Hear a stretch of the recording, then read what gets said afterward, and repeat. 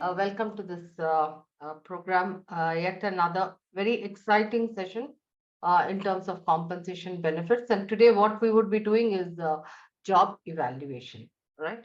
So we actually trying to do a little recap of what we did in the last session, especially which has some connect with what we are going to do today. Okay. If anybody recalls, we did something called an equity Adam Smith's equity policy. Anybody can recall that? What is Adam Smith's equity policy? A little, you know. Internal equity, external equity, and individual equity.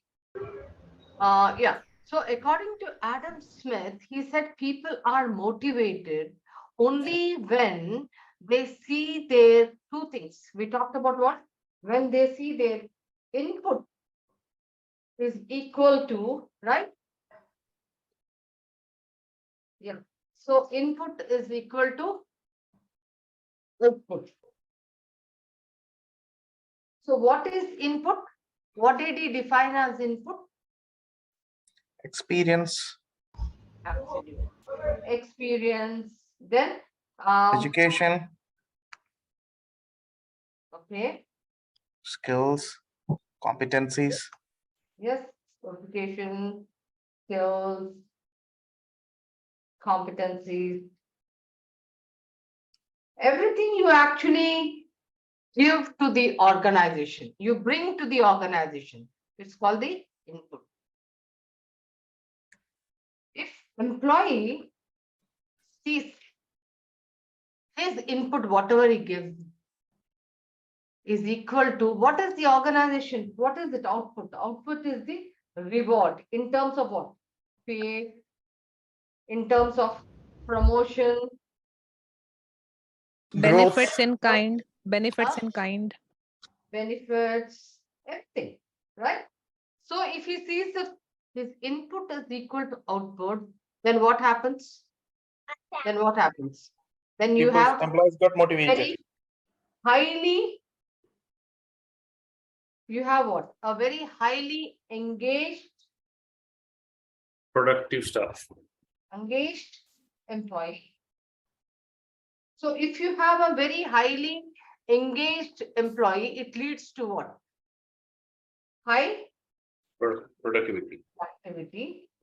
And therefore, if in an organization you have 90% of the people who are highly productive, obviously, high returns, high ROI, high profits. Okay. So what is very, very important is to have a very highly engaged employee. So if this does not happen, with this equal sign is either less or more, then what happens? When you do not have a highly engaged employee. Say, for example, if your input is high and your output, that is your reward, promotion, etc., is low, then you will not have a engaged employee. So this results into, we talked about what? We talked about internal Equity. equity. Then we talked about External just equity. mentioned external equity. And individual equity. Absolutely. And then we talked about individual equity. Okay. So when an employee compares himself, his reward versus his input with the rest of the employees in the organization, it's called internal equity. When he compares it with the market, it's called external equity. When two individuals doing the same job, when they compare themselves and they find that what he is getting paid is not equal to the other person, then it's individual equity. So external equity leads to market, individual equity leads to what we talked about as variable pay. Essentially, when we are talking about job evaluation, which is our topic, we will only be talking about internal equity. Now, when we say internal equity, we're all talking about, if you recall, direct and indirect, we talked about something called basic pay. Okay. Basic pay. Basic pay is a component of the direct pay. That is basic pay, variable pay, and deferred pay. So today we are essentially going to talk about basic pay, which is fixed pay, which is guaranteed pay. How do we decide on the basic? Because that is what which establishes the how whether we should pay an employee more salary or less salary. How do we decide what is the criteria? So therefore, we are going to look at how do we establish internal equity. What is internal equity? Internal equity is essentially what? Maintaining a balance with respect to the job within the organization. Within the organization. So when we talk about internal equity, essentially what we do is we do a technique. We actually do something called job evaluation. How many of you have heard of job evaluation? What is it? To find out the relative worth of the job and compare to the job. So when we talk about job evaluation, this is a systematic process of evaluating the worth of the job. So as I said, worth of the job, okay? Job worth in relation to the other jobs. When we are saying it's not an absolute job worth, but in relation to the other jobs. In relation, that's very important. In relation to the other job. Right? So when we are talking about job evaluation, we are actually evaluating the worth of the job or the value of the job in relation to the other jobs. Now, how do we do that? We need to actually then, we start with something called first, we need a document. And what is that document called? Job Descriptions. Description. we need a job description. So job description essentially is a document which helps us to understand the role and responsibilities of the job, right? Okay. Now, how do we get this job description? How do we get this document? By doing something called Job analysis. job Analysis. analysis. Now, is there a difference between job analysis and job evaluation? Yes. Yes, Yes. there's a job analysis is for the purpose of job description, while job evaluation is actually evaluating the worth of the job.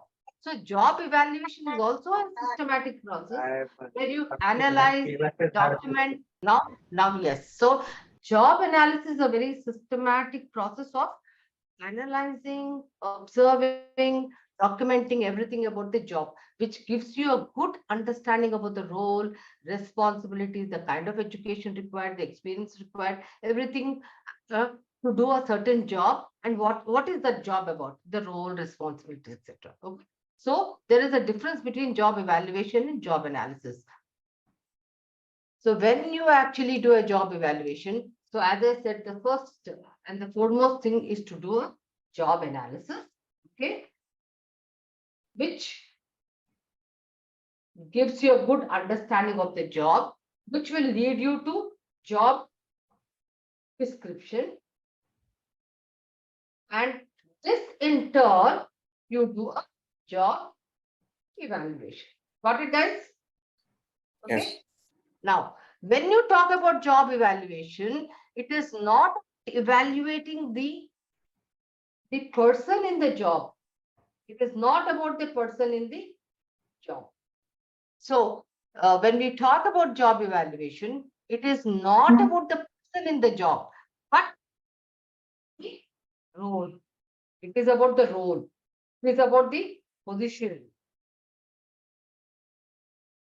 So when we do job evaluation, what we essentially do is we actually take people who are really doing very well in the job so that we are able to capture the right and the good job description who are actually performing very well.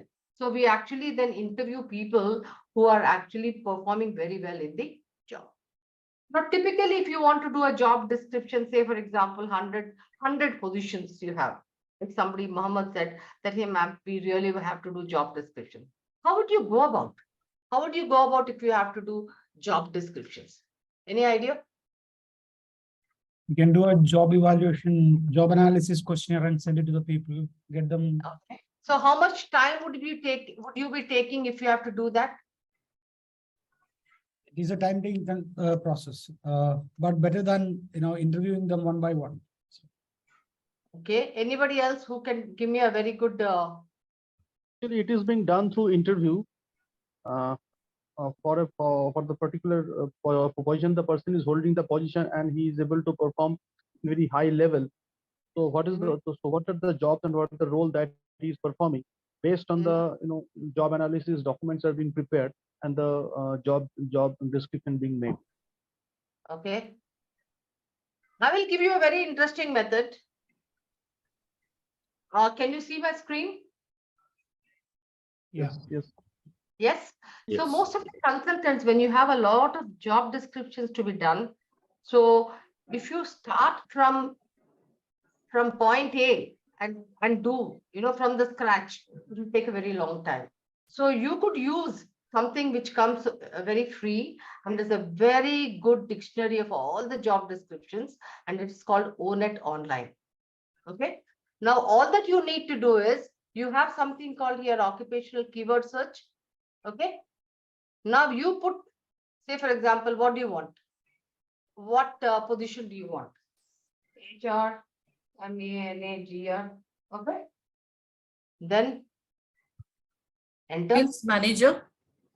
So you can put any kind of search, any title search. So I just put human resource managers.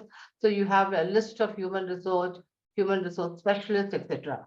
So now once you have that, you can actually then click on that. When you see, you have something called a summary of the entire job description, which incorporates what? The tasks. All these tasks serves as a link between management and employees by handling questions, interpreting, advise managers on organization policy matters. Then also, you also have what? The required technology skills. Okay. Then the required work activities, detailed work activities, etc. Now, this is the summary. Now, if you want the details, click on details. Can you see now the list of tasks? So you have something like, advises managers on organization policy matters, analyze and modify compensation benefits, perform difficult, then you have the technology skills. Okay. Now, once you have this, what can you do? Can anyone tell me? So typically what I do or what most of the consultants do is We can send to the business unit heads. you can use a Google Forms. Okay. Then send it to all the people, the rules that what I call typically the employees or the positions who are actually in those particular, say for example, an HR manager. So send it to all your high performing employees who are in that role and ask them to actually what? Add or delete. Add or delete if they are not actually doing certain of those tasks. Add if they are doing some more. And I also send it to the reporting manager. Okay. Then what happens? In a very short time, they are able to actually comprehend, come out with a detailed kind of a format saying that, yes, these, and very often I find that the additions will be just 4 or 5 more. And if there is a conflict between 2 or 3, which they do not agree, then I actually call up and then iterate between them, discuss, and then firm it up. Okay. So this does not really take time. You can actually do 100 positions in a week, 500 positions in 2 weeks time. So this is a very short method of using an ONET online and take JDs of required titles you have and then send it to all the role incumbents. I would recommend at least 2 or 3 people who are actually doing the same job and high performing employees and to the reporting officer. And in a couple of 1 or 2 iterations, you can forward it up. So this is how in the shortest time you can create your JDs. Any questions here, guys? So the first and the foremost thing to create a job description, which is very easy and does not incur any cost, and you can do it internally without a consultant. Got it? And then once you have done that, you can, yeah. Is this, you're saying, is this tool available across without having to pay or? Absolutely. You, Okay. if you are on the internet, you can check for yourself. Just use ONET online, which I said. I'll go back to that. Nirmala, one small question. Yeah. For example, every organizations has some unique positions. You can say 5 to 10%. It has an unique positions. Yeah. So in such positions, we can go with the regular job analysis methods, right? For example, rest everything we can take it from here. So the unique positions we can do by ourselves, the job analysis. What do you mean? Let me tell you, by and large, all positions are covered here, by and large, okay? Okay. But yet, if you have very, very specific, industry specific or organization specific, 1% or 2% of the positions which are unique, then probably you can do through, questionnaire method, observation method, interviewing method, right? Okay. Yes. Your load comes down very much. Yeah, and one more small questions, like for example, in Hayes method of job analysis, so they clearly says that we need to mention the relationship procedures and what is the reporting procedures, kind of things. Like for example, what is their external customers, what is their internal customers, what they are going to deal with. So that also in this O.NET will they provide, or we need to work on that? The JD is quite comprehensive in an ONET online, which comes very detailed. Okay.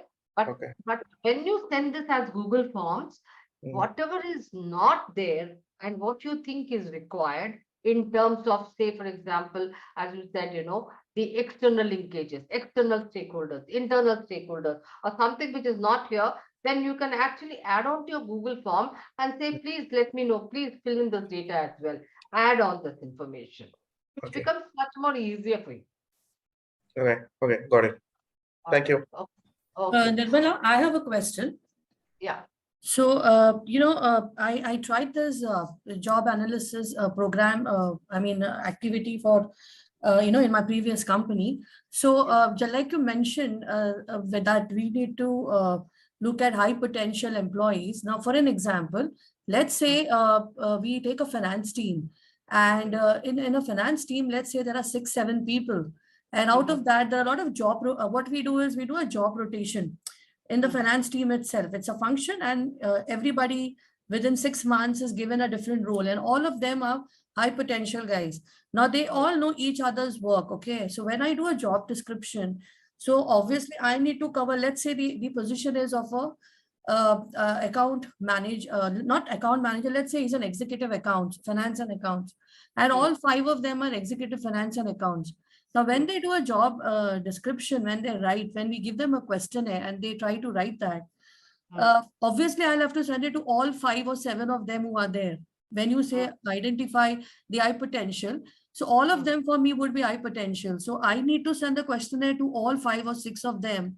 And when when I do that, I would cover different aspects of what they do. So would that be the right method to do it? Or do you say that only identify 2 of them? Because when they do it, the mindset could be that what they are currently doing, they may just write that. Or some of them may write everything that they were doing in the organization. So what would you suggest? So typically what happens here is that whenever you are actually recruiting, right, there's an organization structure against which you have all positions, right? Correct. But when you're talking about rotation, you are actually rotating from one role to the other. They could be with added responsibilities, okay, over and above job rotation. So here when you're doing a job for the purpose of job evaluation, you have to actually capture what are your standard job descriptions.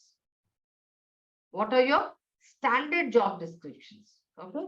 So therefore, when you are actually looking at high potential, here I would say it is for the purpose of retention. You are actually doing a rotation and you are giving added responsibilities, or you are enriching. So look at your standard job descriptions for which you want to pay salary? So the purpose, Nirmala, was just to ensure that we cover every aspect of their position that they are doing in that particular position. So Right. what happens is if I only identify one or two of them, then there is a possibility that I may miss out on one special, activity that they do or job that they do. And that was the purpose why I thought whether we should send it to all five of them with an intention that, okay, because the position is of an executive. So I don't want to Yeah. miss out on everything. So that's the reason I was asking you. No, you can actually send it out to all five people. But here the reason is the purpose of me asking is when you're doing a job rotation, are you looking at when you're recruiting a person for that particular job description for which you want to pay X amount of salary? Okay. So definitely when you're looking at a finance and say a financial executive, right? And you are saying we have five people. I would recommend, okay, send them to all the five so that you can get input from all the five in terms of what is that added to be or what is to be deleted. But then the final call is by the reporting officer who will actually then take a call. Yes, this is the standard job description for this position. Right? Okay. So you also Uh, need his consensus on that. Okay. Now, mind Nirmala, you, just to complete this, mind you are doing this for the purpose of what? Establishing the job worth, which will again be translated into what is the purpose of job evaluation. You want to design a salary structure. You want to fix the base salaries, right? So you actually need to then understand, hey, if this is my job description and this is for the purpose of job evaluation, because there could be you can also do a job description for the purpose of recruitment, for the purpose of performance appraisal, which will be more on KRAs, which will be more on competencies, etc. This is for the purpose of trying to create a standard job description for the role. So if you have five, yes, definitely you can actually take into consideration all the five positions. Okay. Thank you. Nirmala, I just want to add one thing to Miss Castro, Sure. because we did the You same can call me thing. Lynette. That's okay. Okay. Linda, we also did the same thing. Like, for example, we have in HR department, or in the finance or HR departments, we have, as you said, the same structure. We are shifting the job, persons each in a time frame of time. Like, for example, every 3 months or every 6 months, we are rotating the people.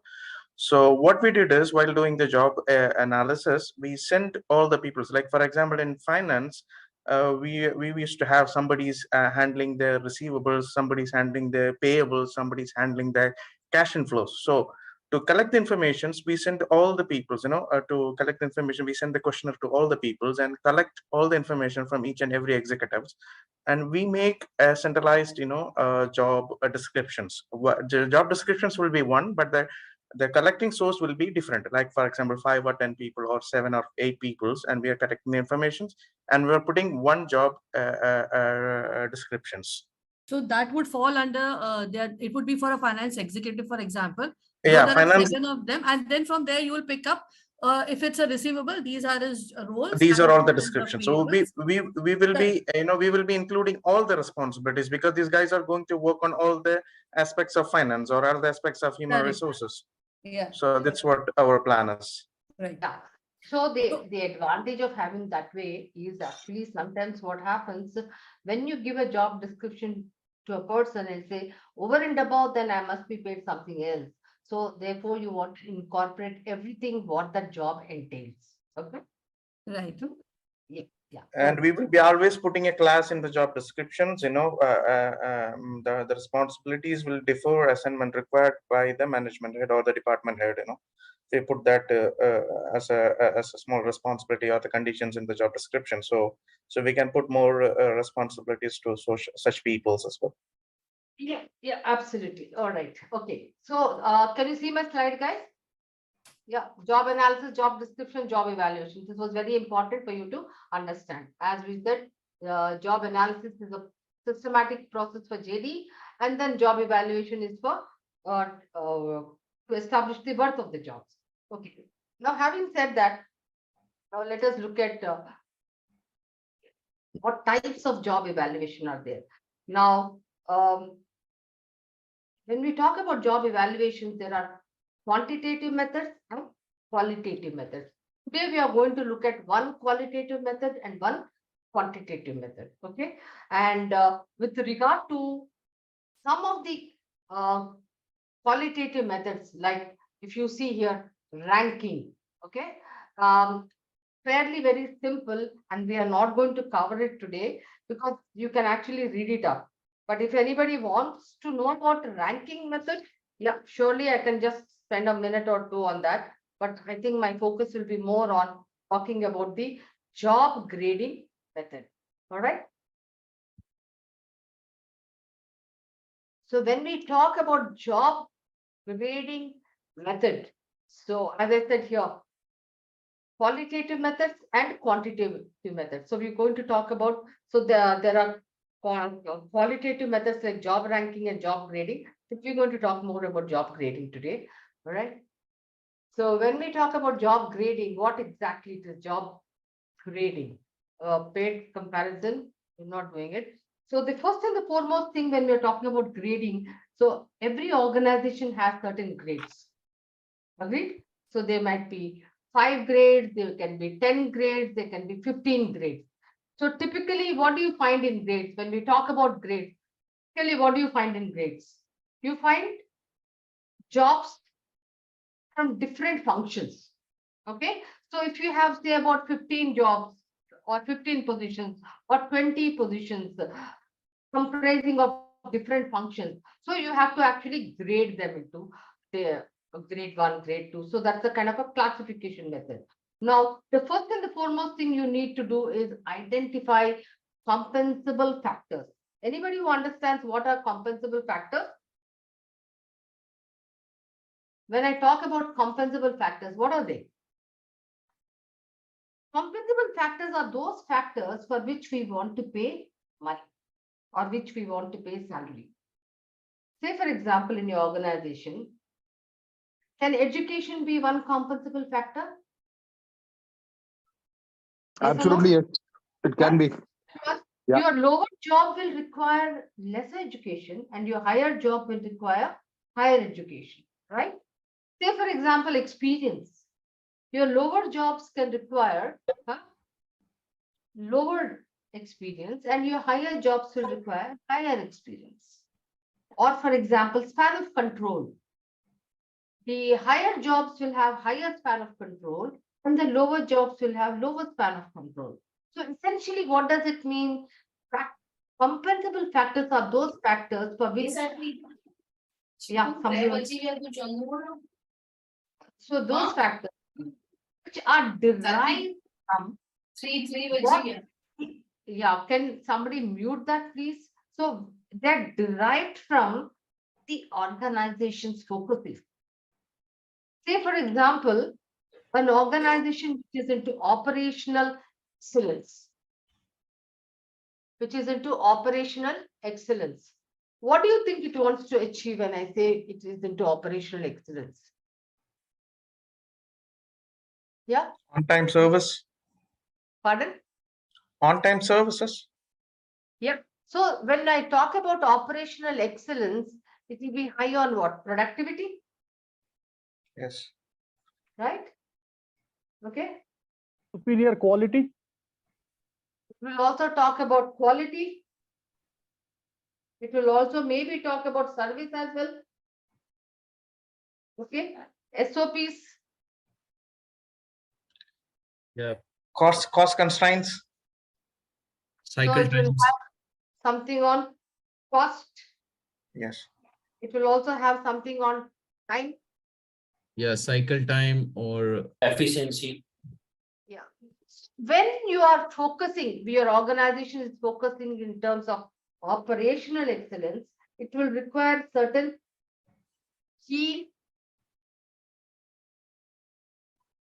characteristics or key competencies. Okay. So you want to pay for them. Okay. If your organization is into product leadership, what will it focus on? Design. R&D. design, absolutely, absolutely. Design, then R&D, okay? So therefore, it wants people, it will pay people with what? Lot of innovation, Yes. Creativity, creativity, Unique positions or unique knowledge. skills. Product knowledge, right? Yes. You can say hard skills we need to pay. Yeah. So therefore, your compensable factors, will they be same across all organizations and industries, or will they be different? Say, for example, I'm a customer delight organization. So maybe I will need more of what? Customer orientation, right? Yes. Okay. So the point I'm trying to make is, depending on your organization, depending on your industry, and also from the strategy of whether you want to buy or whether you want to build kind of a strategy, your compensable factors will differ. Okay. So when I talked about, say, for example, what is a buy strategy? By strategy, we are taking people from the market, you can say, or Recruitment. Recruitment. Mostly you are actually taking people from the market. And what's a build strategy? we are Training. building our own systems. We are making succession planning or career developments We inside train employee. Training. So therefore, what is happening Training and here? development. By strategy, will you say you will give actually more, the compensable factor will be experience?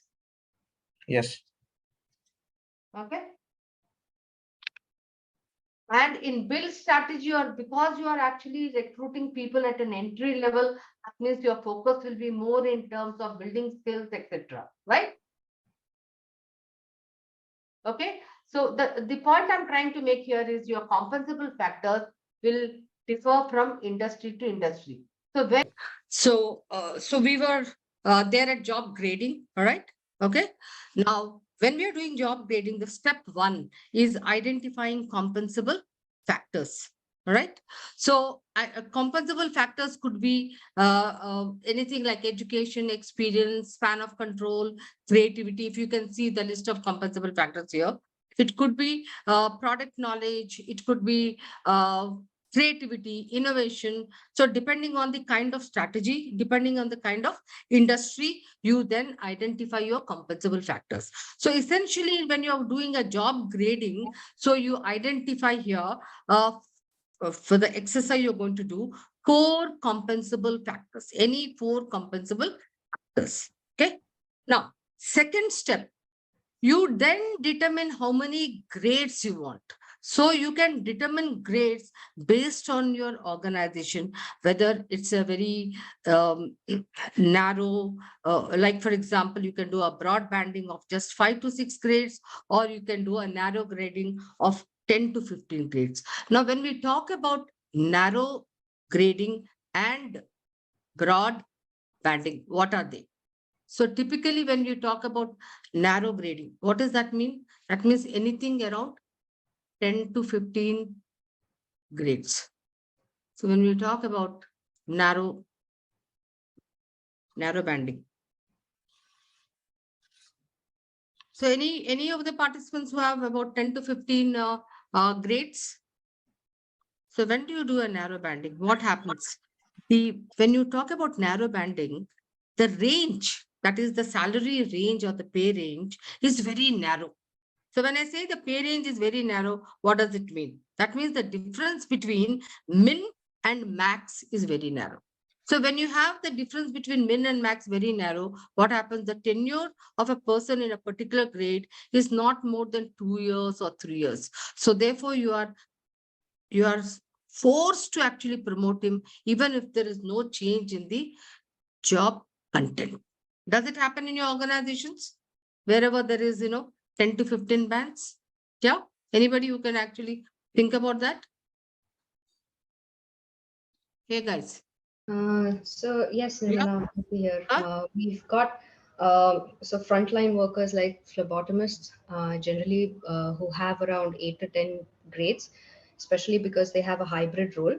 But it's all frontlining role, nothing niche in their expected. So they have a very thin line of pay range, and they constantly have to have some rotation around involved in there.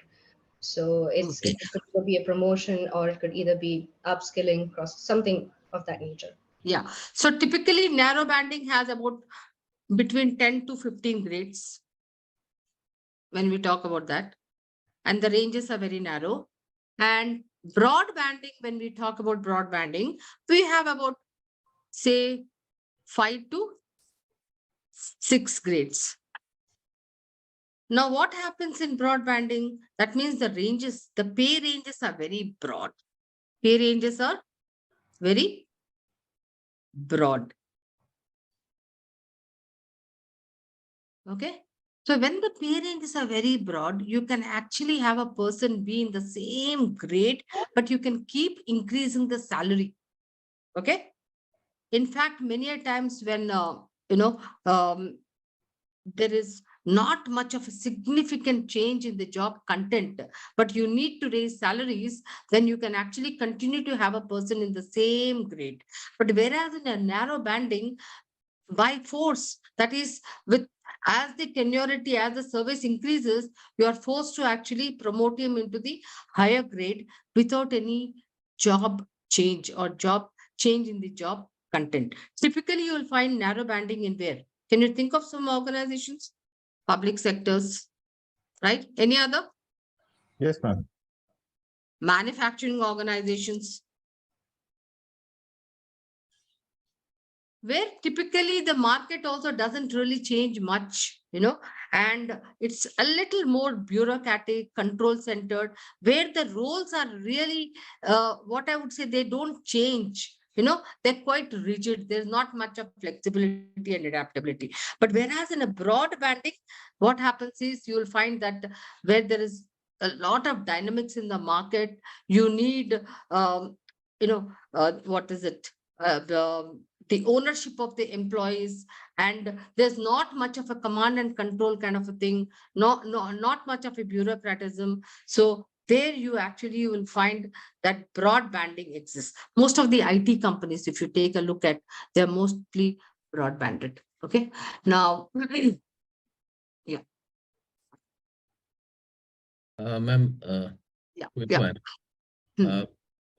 Is there a defined market practice of range between, say, maxima and minima for saying that, okay, it falls in a narrow banding or a broad banding for, say, India? I mean, it would depend on depending on the countries and currencies. Yeah, definitely. When we do this grading, job grading, at the end of it, then we will actually then decide how do you come to that? How do you decide on that? That is, how do you decide on the salary ranges? That's what you're talking about, right? Huh? Yeah, How do you decide on a min and a max? And how do you decide on the narrow grade? And also, how do you decide on a broad cap? Okay. Yeah, to identify whether we are in a narrow band or a broad band, first of all. Absolutely. So the first step is compensable factors. The second step is identifying or determining how many grades you want. And then the third step is to write descriptors for these compensable factors. When I say descriptors, what does it mean? For grade 1, what kind of a descriptor? That is education, and you want to have grade 2. So if I say grade 1 is ITI, at a grade 2, it will be engineering. At a grade 3, it is engineering plus certifications. At a grade 4, it is little higher. At a grade 5, it could have an MBA. Okay. So you have to actually write the descriptors. This is what you're going to do actually now, right? For experience. So likewise, a descriptor at a grade 1, grade 2, grade 3, grade 4, and span of control. So I have taken these 4 compensable factors, but you could take any other compensable factors. And if you actually look at your reading material, you'll have a list of compensable factors there, right? So creativity at a grade 1 is low, at a grade 2 is a little higher, at a grade 3 high, and a medium and a high at a grade 4 and grade 5. Now, what do you do now? So in job grading, once you have created this table, then you will take a job descriptions and you will evaluate them and see those descriptors. Where do they fit? Do they fit at grade 1 or do they fit this grade 2 or do they fit at grade 3 or grade 4 or grade 5? Okay. So once you evaluate and see that the descriptors are fitting with the job description, then you will write here under grade 1, this position is belonging to grade 1. This position is belonging to grade 2. This position is belonging to grade 3. So you have about 20 or 22 positions. You have job descriptions and you also have different job families or functions like production, you have manufacturing, quality assurance, etc. So take only 10 positions. Take only 10 positions. So I would request, Vilma will actually put them, I think 3 groups or 2 groups. Vilma, would you do in 2 groups or 3 groups? Yeah, is Vilma We'll there? have 3 groups. Okay, 3 groups. All right. So I would request all of you to take a picture of this so that you won't have, difficulty. So list out 4 compensable factors, then only stick to 4 grades, not 5. Just grade 1, grade 2, grade 3, grade 4. Then write the descriptors. Descriptors are what? Actually, detailed statements as to what do you need to have education at a grade 1? What will you have at grade 2? What will you have at grade 3? Now, say, for example, there are 3-4 functions, then you will have to write all the 3-4 functions, educations, qualifications. Like, for example, a quality guy, here you can have, something like a Six Sigma certification, etc. At a leadership level, you can have something like, maybe a leadership certification, etc. So likewise, I want you to write 4 compensable factors, 4 grades, then descriptors. Once you have done that, take only 10 positions, not all the positions, and please evaluate every job description and then see where does it fit into which grade. So then you will have your positions which will be classified into different grades of grade 1, grade 2, grade 3, and grade 4. What does it mean? Irrespective of whatever job function they belong to, but once you have classified them, all those jobs, irrespective of finance, HR, etc., they are of equal worth and they fall into that particular grade. Any questions, guys? Nirmala, I have a question. Yeah, please. So Yeah. the question is such that, I happen to look at the point factor method. I mean, I'm sure you'll be coming to that. But since you have given this task, so I'm a little confused out there. So when we do this, I've seen the Aeon's tool. I happen to see it to my friend. Now, then what happens is, of course, they have a predetermined tool where, there are knowledge and application and problem solving, and these are the compensable factors which they have given. And the challenge here is that when we do this grading system and when we do it for the entire organization, okay, and let's assume, like, again, I come back to just to give you an example. Now, there is an HR and there is a finance and there is a supply chain, just for an example. Now, in HR, there is a executive, there are assistant managers. Similarly, in a finance also. Similarly, it would be in supply chain as well and marketing as well. Now, when we use this tool and when we look at the job description and we use this tool and we make the scoring, the points that come out of it. So what happens is when I do a scoring for HR, let's say the score comes to 200 for an executive level. And when I do a scoring for finance, it comes to maybe 150 or something. And then again, and that also for an executive position, okay? And when I do for a marketing, it would be somewhere, 110, 120, whatever, just for an example. So when that happens, how do you fit it in the grade? So you are actually jumping the gun. That's why I said I don't know when should I ask this question now. No. Yeah. 1 second. So you are actually jumping the gun. Hey. Okay. So you are talking about point method and you are talking about here we are learning 2 techniques, right? So one is the qualitative method and the other is the quantitative method. So if we were doing a program only on point method, then we would go directly into what? Quantitative method, right? Okay. So here we are learning 2, qualitative and quantitative. Now, as per the qualitative method, which job grading, most of the organizations also use job grading method. Now, you also talked about on Hewitt or also maybe a Hay. Okay, so they are patented where they have actually what patented and firmed up on certain compensable factors. Now, your question was saying that a compensable factor for an HR may be different, for a finance may be different. Okay. Now, when we talk about compensable factors, we are not going to look at factors different for HR as a job family, or we are not going to look at finance as a different family. No. So essentially, when we are doing job evaluation and when we are looking at compensable factors, and even the patented methods like Hay or even Mercer or a Hewitt, what we have actually we look at is factors which actually are important for all the positions. For example, know-how. What is know-how? In terms of, it could be a technical, it could be managerial, it could also be managerial, and it could also be the human people element. Or for example, a skill, the universal compensable factors, a skill, right? It could be technical skills. Okay, so we are only looking at those factors which cutting across different functions, something which are common. Okay, so you will see that these compensable factors will be common, whether it is any method, a patented method, or you are learning a method like a job grading. Are you with me?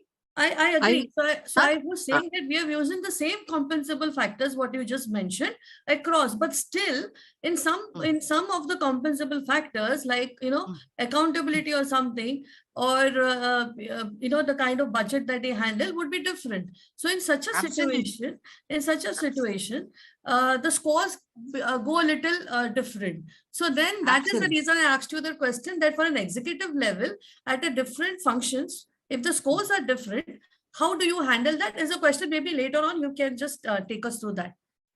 That will be when we are coming to 1 second. Yeah. So when we talk about, so you're talking about, now you put something like, point plan. Correct. Yes. So when we come to point plan, then I will actually explain to you, hey, lower scores or every point is rupee. So how do we do that? How do we compute that? Okay. That's a different method. Point plan, as I said, also is a quantitative method. Okay. Now, when you're doing job grading, so there is an advantage in job grading. There is also a disadvantage. So, like for example, as a compensation benefit expert, I should know both qualitative and quantitative method. Okay, so you should actually know, hey, what is job grading? Because when you do point plan, then that gets translated to grades as well. Okay. You pay by point system and you actually then convert them into grades, because you will pay all your benefits, etc. As per grades. So how do you translate that? So there is something. So we will do that when we are doing a point plan. So right now we are doing job grading, and in job grading, as I said, it's qualitative. So we actually determine compensable factors, and we also determine the number of grades we're looking at an organization, and then we write the descriptors. Having done that, then we will take positions which we have, and then we are going to classify, evaluate them, and put them into respective grades. Okay. Nirmala, a small query. Based on her, in point plan, the weightage will play a vital role. So based on her question, the weightage of the compensable factors, it is based on the weightage. So don't get mixed up right now with point plan and job grading, because both the techniques are different. So if you start looking at, hey, in point plan this happens, so therefore what happens here? No. So this is a technique by itself. So here we are not going to give weightages. So there are advantages, there are disadvantages. That's what I'm trying to say. That's what I am also. That's also, So I'm going to say that, what's her query is that, the same level of peoples and getting a different number of outputs, the numbers is different. So if you put the weightage accordingly, so you will get more or less the same numbers. That's what I No, Mohammed, we will take that later on, as she rightly said, rather than let's continue with this. I Okay, will okay. do that So later. as I said, do not get mixed up with point plan and job grading. Job grading is a different process altogether. Point plan is a different process altogether. So Okay. the job grading technique holds good for certain organizations and they still continue to do this. Okay. Point plan holds good for most of the 90% of the organizations today. And they and especially in Middle East, Dubai, etc., they do this point plan and more so of the hay plan because they want that it should be objective and quantified so that because every point value matters to them. All right. So this is a different method. So I would actually suggest, so do this, you will appreciate then how different job grading is and what is the advantage of using the point plan method. Okay, guys? I'm opening the Okay. breakout room. You can start. Yeah, Vilma, with just your- give them 30 minutes. Huh? Hmm. And I'm there. Just take a picture of this, guys. Okay. Are you actually sharing something? I cannot see anything that's being shared. So. take the Pardon? picture. Are you actually sharing something? Because I can't We see. are not able to see anything. You need to share Yeah. the screen, I guess. There is Oh. nothing being on the shared screen. So. Really? Okay, 1 second.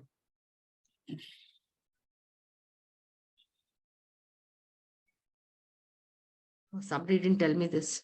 Yeah.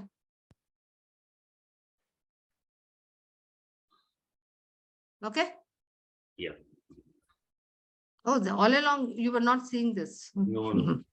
No. Sorry. So just to reiterate, these are the compensable factors 4. So I have shown 5 grades. So just stick to 4 grades and then write the descriptors and then evaluate and then classify them into respective grades. Okay. So you have job descriptions of manufacturing organization with different families. Just take 10 positions only. And I would suggest take 10 different positions from different families so that, it gives you a good kind of an understanding. So if you actually take from just all five positions from 2 families, that will be so limited. So take from different job families or different job options. All right, so we've just started off with the HR executive, and everyone can just chime in. So four compensable factors are We've taken an experience, education, span of control, creativity. and Okay. creativity. All right. So starting with low to 4 high. grades. Your grades are Grade grade 1 to grade 3, grade 4. Good. Okay. So this thing like position, HR executive, senior executive, assistant manager, deputy manager. So this is something like, in job evaluation, you don't decide saying that, hey, HR executive is going to be in grade 1. Senior executive is going to be in grade 2. You decide only by the job description and job content. Okay. Content. That's one. All right. No presuppositions and putting them, into their respective grades just merely by the basis of titles. Got it? Or designations. 2. So Yeah. it will Next. be like for the executive, it will be a 1 grade. For the manager category, it will be a 2nd grade. It's like that. Assistant No, no, no. manager, deputy manager, You and may the have manager. different.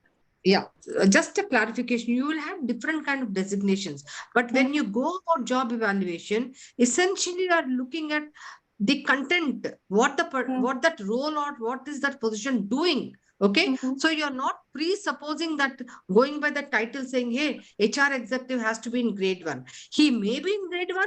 He may not be in grade 2. That is only when you decide, when you do the job evaluation, you will decide on that. Got it? Okay. Yes. Got it. Here you So, are not presupposing, just merely going by the titles. That's what is the, that's very important. You are going by what the job, JD or job content is. Right. But you will see that titles like HR executive typically will fall in grade 1 because we have that mindset, right? But you should also go through the job content first. Correct. Because I'll just give you an example. Because maybe for me, an HR executive who in an HR, because the compensable factors match for grade 2, he may start at grade 2.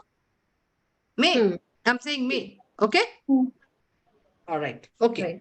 So just to put it out there, Nirmala. So in my organization, what happens is, let's say we just go by low to high. No. here. Let's not go by. See, if we start comparing with the organization, yeah, definitely we'll do that. But first, let us do this project that is going by those job descriptions which have been given, then comparisons and also the learnings. Are you with me? Yep. Okay. Yeah. Okay, so starting with the position, so everybody can just chime in here. So we've gone low to high, starting with HR executive, grade 1, senior executive for grade 2, grade 3. So it's basically in ascending order.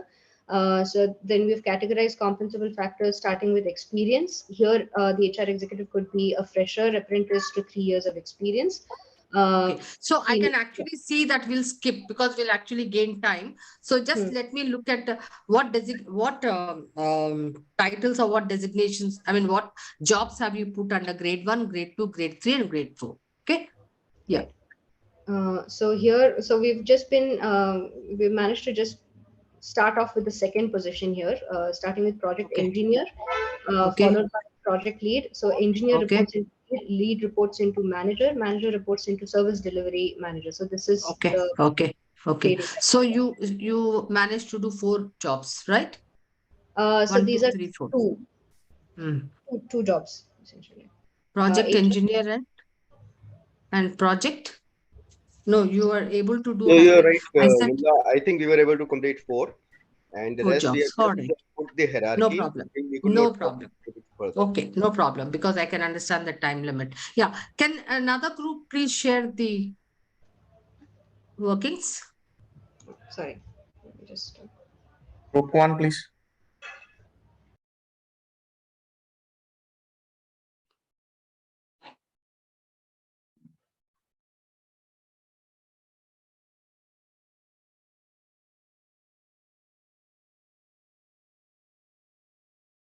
Make it a little bigger if you don't mind. The font size, yeah. Okay, great. Yeah. Yes, I can see the compensable factors. Excellent. Grade 1, grade 2, grade 3, 4. Right. Good. And So factory HR executive, good. Project engineer, quality analyst, good. Project manager, finance manager. Okay, good. Yeah, yeah. I think that's a good. Yeah, So, ma'am, absolutely. I have one Early query half. over here. If my Sure. HR executive has Hmm. done post graduation and having a experience of say 5+ years, so what should be, in which grade he should be? He'll be in grade 2. 1 second. I No. think we should No, be- no, we no. should be- Let me we should be clarify. evaluating You the are person. 1 second. You are HR person as per the job description. He is having how many, so many years of experience. 5+ You're not talking experience. about the person. You're talking Yeah. about a position. As per the JD. As per the JD. I'm not talking about Prashant or I'm not talking about Maitri. I'm talking about the position. Okay. Okay. So the okay. position requires 4 to 6 years. Okay. The position requires medium accountability. The position requires problem solving median. Obviously, you will put him in grade 2 then. Okay. It is So not this- Maitri. Maitri can come with any experience, anything. But if I'm looking at a grade 2 position, I'm looking at these factors. Okay. But after that position fitment, if I want to give a little more salary because she comes with a little more, that's a different thing which we'll talk about. But right now, I'm not looking at people who are there in the positions, but I'm only looking at positions. Got Yeah, it? what JD is saying, we will fit into as per the JD. Exactly, because I want to evaluate and find out the value of the job so that I can fix base salary. Got it?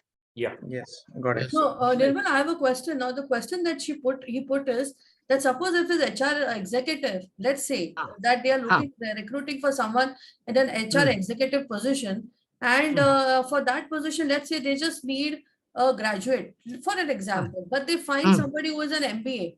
So then the JD doesn't say that we need an MBA or we need somebody with the JD says we need. So then where do we put that person? Right. Good question. So therefore, the person you only need, say, a BBA something. Let us look at a hypothetical situation. An HR executive needing just a BBA with 4 to 6 years of experience. So that person will be in the grade 2. But now this person who is, say, maybe Snehlata, she has an additional qualification of MBA. Okay. So therefore, in grade 2, I have a salary range. I have a pay range. Both mean the same, right? The grade 2 will have a salary range, min and max. Okay, so this person with a diploma, I'll put her at min, and maybe with an MBA, I'll give her one more extra increment. Are you with me? Yeah, I got it. Yeah. Okay, got it. Got it. So, ma'am, Prashant here. I Yeah. think, say, if it's continuing with the same scenario, like if it's an MBA, which is required in grade 4, but he's a fresher, so the person will be put in grade 1. What? MBA in grade 4? Huh? A master's degree and a fresher with 3 years experience. So now we will put him in grade 1.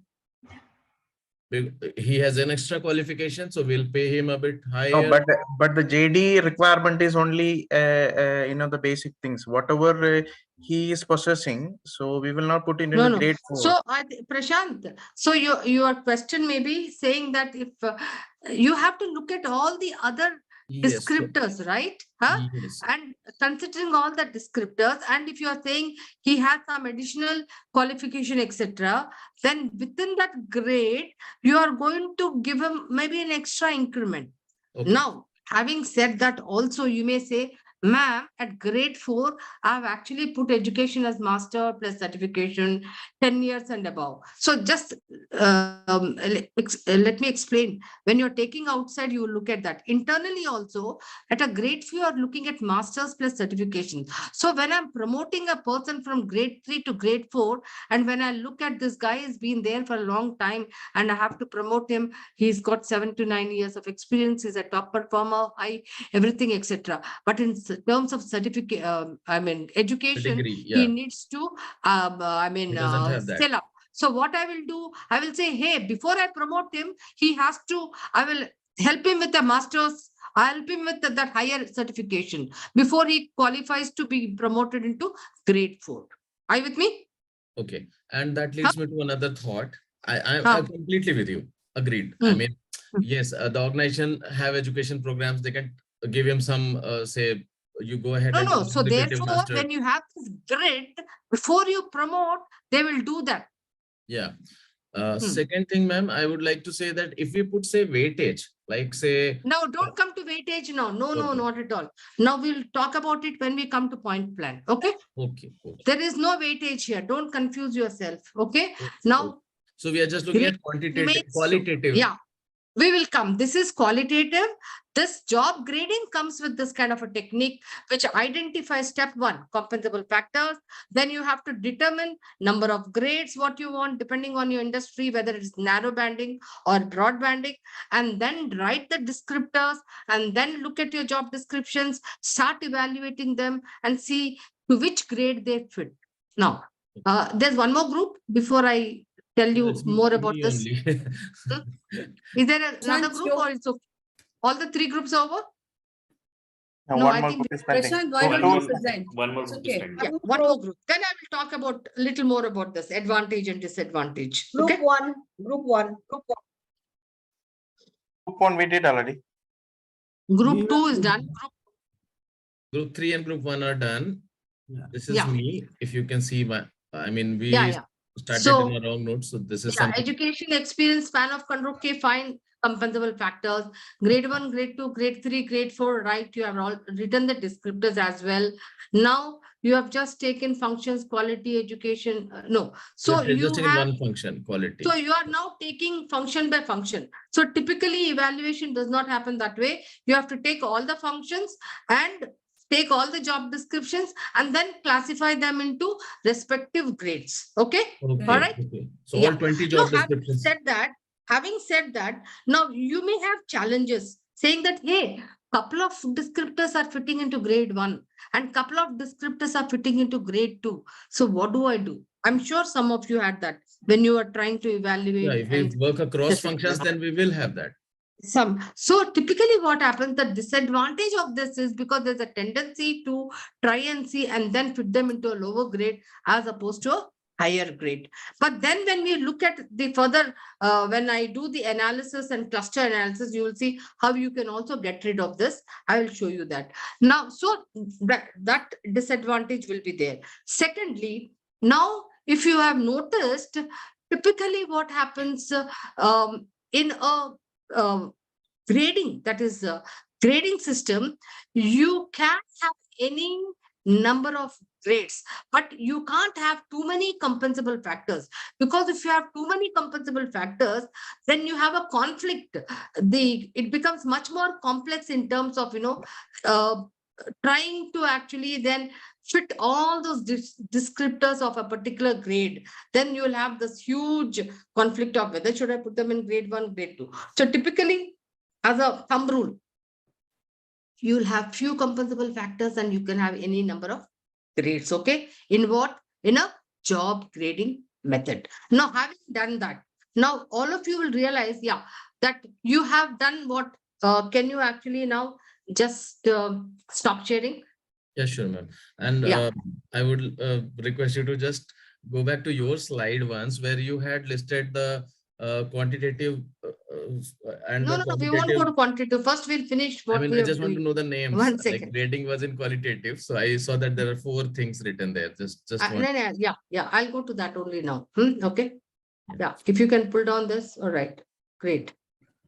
I'm just going to that now. Okay. All right. Now, just see clearly. So one thing what I've stated is you can have any number of grades, but fewer compensable factors. Secondly, once you have classified your positions, okay, now what you can actually do validation, and also you only know which positions are in which grades, but what is your purpose of job evaluation? You have to design a salary structure. Now, when I say salary structure, what does it mean? That means every grade will have what? A min and a max salary range. Now, how do you do that? So we call that as cluster analysis in grading. Okay, simple. So I've just actually, to save time, I put some data. Can you see my, I'll also enlarge it. Can you see my screen, guys? Yes. Okay, so this is called cluster analysis. Simple. This data, what does it mean? These are some positions, just like what you have done job evaluation right now through grading method. So these are certain positions. How many positions are there? 8 positions. Okay. Of say an IT company I've done. Now, I've also done grading just like you, where grade 1, grade 2, grade 3. Can you see the positions in their grades? Now, what have I done? When you want to actually do a salary structure, now I have to bring in what? Market data. So we'll be doing market data in the next session. Market data. What does market data mean? Say, for example, an engineer, if I'm considering this is data is for an IT company, I will look at a similar IT company and say, hey, what is the market paying? 20,000 rupees per month. So I'm taking salary per month. You can also take it per annum, but it becomes much easier per month. So is this understood? This is market salary? Yes. Okay. And this is grades. Now, what will I do? I will do something called a cluster analysis. Why? I want to find out, hey, how will I design a salary structure? Simple. What will I do? Now I'll just go to insert. Okay. And then I will actually look at a chart, which is also a scatter chart. Simple. Okay. I can also have a right click, add a trend line.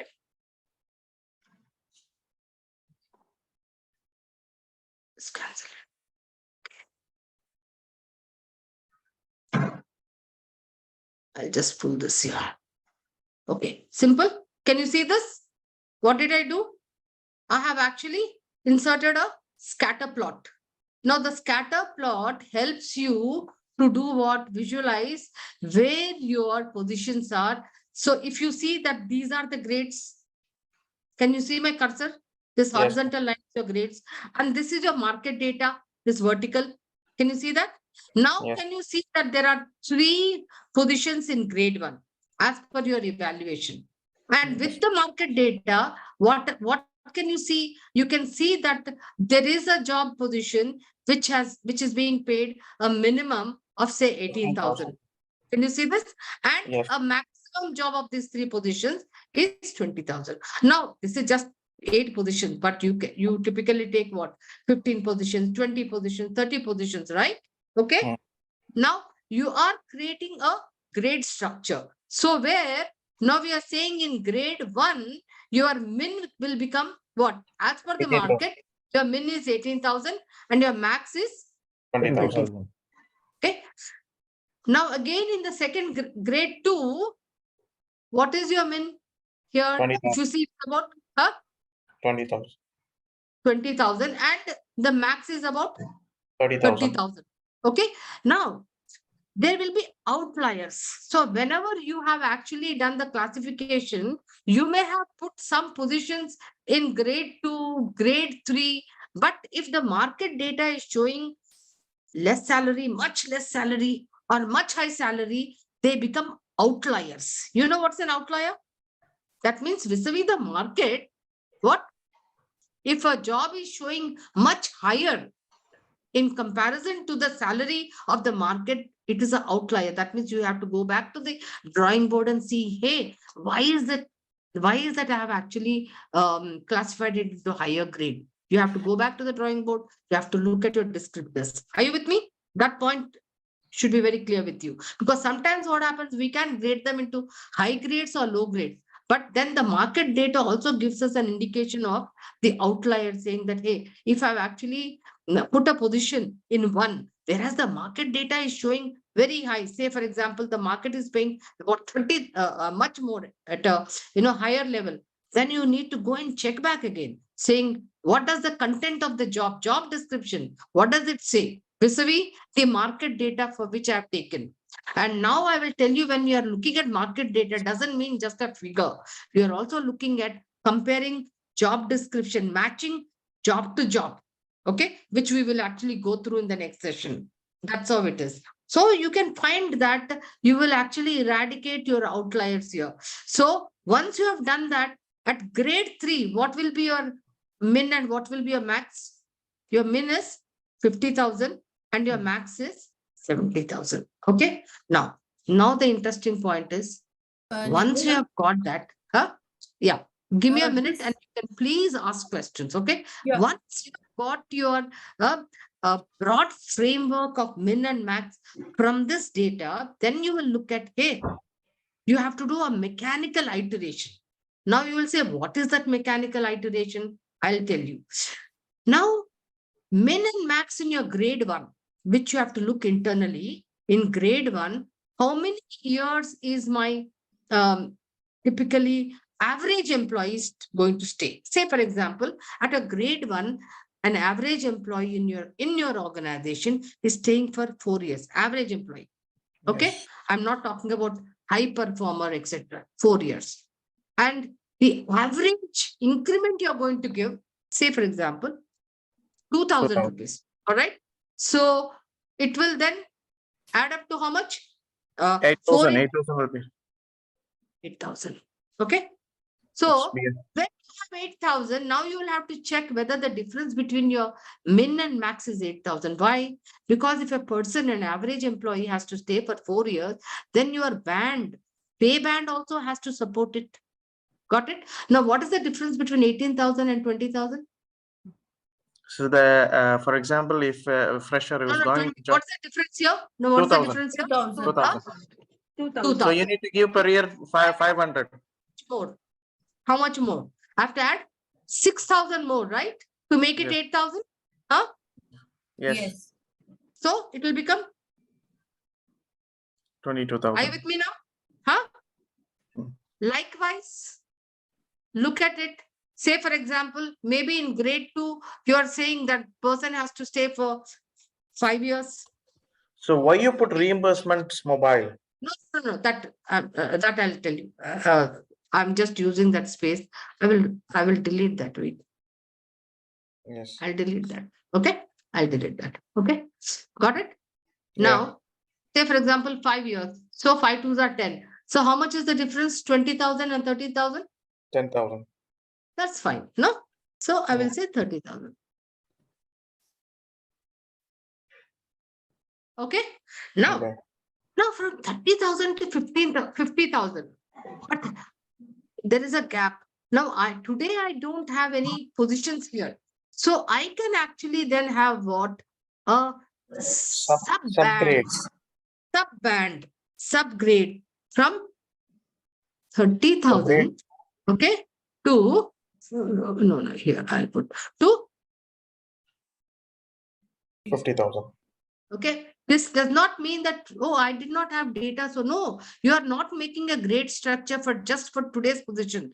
You may expand, you may have more positions. So your grade structure should incorporate this. Are you with me, guys? Yes. Huh? So you will say at a lower grade 1, I won't have sub-bands, but I will have sub-bands for grade 2, and I can have even sub-bands for grade 3. Or maybe I will start from grade 3 sub-bands. Got it? Yes. Or we So may put, depending on your own we may increase the organization, depending on your own promotion policy and structure, you're creating mechanically that. Got it? Yeah, tell me. So Now ma'am, you can ask can we questions. create more Nirmala, I bands? have Is it One necessary second, to one put- at a time. Yeah. Sorry, I mean, can we create more bands to accommodate, say, 3 and 4, or maybe one more band as 3 to fill up the gap of 30 to 50,000, and then Yeah, I've put created band one 4? band, no sub-band, 30 to 50,000. Yeah, I mean, not This is the sub-band, sub-band. not 2A Huh? or 2B. Yes. but, Yeah, so 2A will be 20,000 to 30,000, 2B will be 30,000 to 50,000. So Every then, band will be then the what will 3. happen? The band number 2, the principal band, the mother band, whatever you call it. So 20 to 50 will be the range. So I have made 2A. Now that you have only taken 8 positions, you will have more positions even in 4 and 5. So this is only a sample of grade 1, grade 2, and grade 3, right? So you will take all, yeah. Madam, sorry, I just missed in grade 2 how 50, that is 30 to 50,000. I have just missed that point actually. Sure. See, with the data you have made with the scatter graph, you'll say the minimum is 20,000 and the maximum is what? 30,000. No, it was 50,000. But now you will say 30,000. Yeah. Now from 30 to 50. So you want to actually create a sub band that is from 30,000 to 50,000. So 2A will be your 20,000 to 30,000 and 2B will be your 30,000 to 50,000. Okay. Great. And again, the third band will be 50,000 to 70,000. Yes. We have to introduce the new band, sub band. Yeah. Yeah, sub band. You may have that position right now or not. That is immaterial. But you are trying to create, just like an architect creates a building. He doesn't say, hey, if you're going to, he's going to create one plan. You may have that room right now, or you may make that room later. Doesn't matter, right? Yes. So you're creating a salary structure, right? Even for future, not just for current. Then after doing that, so somebody was asking what is that reimbursement in travel and all that. So based on these grades, then you can create what I call it as your, what will you do? Benefits. Benefit Reward plan. structure, benefit plan. Yeah. Right? What is benefit plan for grade 1? Okay, reimbursements. It will be different, right? Yeah. Huh? Then again, you can have travel. All whatever benefits you are saying, insurance, right? So based on the grades, you can then create your benefit plan. Are you with me now, guys? Ma'am, Yes. I have a question. Actually, I've been raising my hand for quite some time. Please do. No, yeah. I Okay. thought I will first. Yeah. So the thing is that I was just looking at this scatter graph that you've created. In this, your minimum was 18,000 and max was 20, okay, for grade 1. And for grade 2, minimum over here is 18,000 again. But it's mentioned 20,000. So how is this come? Okay. Now, so that was earlier date. You can actually have your 18,000. Your minimum is 18,000. Yeah. There are two ways of looking at it. If this is an outlier, you want to definitely look at, again, go back to the drawing board and just check whether you have matched your job description with the title, with the market data. Okay, that's one. B, after having done that, then what you will do, okay, your minimum is 18,000 here and your max here is 20,000. Okay, now again, your minimum is 18,000 here. So this position will definitely have to be reworked here. Ma'am, but this is not 18,000 at the minimum for grade 2 as per the data. Yeah, but as per the data, so we have taken this as an outlier and said that this is 20,000. Okay. How have we done that? Because we want to shift this job to relook at it because it's an outlier. I explained to you outlier. What is an outlier? That means you have actually said, given it a grade 2, but the market data says that the salary is much less. Okay. Are you with me? Are you with me? Yeah, but the market data means the one which you've written in F column, right? Yes. Exactly. This is. Yeah. Yeah. So the market So data, what yes. does what does market data mean? That means when you're comparing the job description of your own with the market salary of that in the market of a similar industry, you are not just looking at a figure of market salary. You're also looking at the job content. Okay. Correct. The So market that's data, yes, that yes, grade 2 is 18,000 minimum. Yeah, so that's where I said that sometimes you may make some kind of, going by your own, I mean, the compensation committee, which has given maybe a high grade or a low grade, but this is where you can then do the correction. नहीं only madam एक है कि serial number 8 senior store Yeah, assistant it is 18,000. That दो is what I'm number trying to tell it you. is a grade 2 18, but it you is have to giving a change 20. 20,000 or you are be change in minimum 18,000. Yes. Yeah, but you'll have to look at it. That's saying that, hey, what is the market data? So market data is 18,000, 18,000 but senior we, store assistant, I put him in 2. So I'll have to relook at it. okay. Okay. Okay. This is clear, guys. We did a cluster analysis. And if there are Yes. outliers, both high or low, please go back to the drawing board. What does drawing board mean? Look at your own job description, not the title. And again, go back to the market data's title, and 85 to 90% has to match. That is, you are paying then approximately the same amount. But if you are paying high or low, or if the market is saying, hey, high, and you have actually put him in a lower grade, so that's where you need to calibrate. You have to get back. And this is not done solely, but it is done by a compensation committee along with subject matter experts. Okay? Clear? So, ma'am, we are supposed to compare it with our salary, right? So, how much are we paying? That is what No, you're no, trying no. to say? Right now, you are not looking at your own salary. Right now, you are only looking at, say, for example, your startup with no salary. That's where we are looking at. Okay. But if you are saying you are looking at your salary, that also can be done. But we will look at the point plan and compare the salary. Nirmala, sorry, I'm just going to go back a little. Could you reiterate the part where you talked about the 4 years, 5 years, the difference between 27, 30? Sorry, I had some bandwidth issue. 1 second. What is it? Could you please reiterate the part where you spoke about the part where 4 years, 5 years, and then you plugged in 2,000, 8,000? Okay, sure. I had some bandwidth issues. I'll just reiterate. I'll say once you have actually done job grading. What is job grading? You have to evaluate the jobs. And when you say evaluate the jobs, you have to take the job descriptions. Then you have actually classified them vis-a-vis the compensable factors and the grades. And you have come to this, right? Engineer grade 1 or finance executive grade 2. This is something which you have done just now. Got it? Yep. Okay. Now I look at market data. See, I'm not getting into deeper into market data, how to do it, etc. But definitely, let me tell you, when I'm getting market data, how do I do it? I'll take an engineer. Say, for example, I'm a manufacturing organization, automobile sector. I will take the job description of that and then take my peer company's engineer job description and see what is the market paying in that segment. Okay. And then put that market data here. Because if I'm taking an engineer salary of market salary, but that engineer is doing much more than what my JD says, that means I'm not doing justice, right? I'm comparing apples to oranges. So when I'm ever taking market salary, this job matching is very, very important. That's where most of us make mistakes. Saying, oh, I go by engineer. Hey, but that engineer is getting very high salary in market. But have you seen the JD? What does it mean? For example, say a project manager. I'm comparing A company's project manager who is getting, say, about 30 lakhs with a B project manager who is getting 80 lakhs.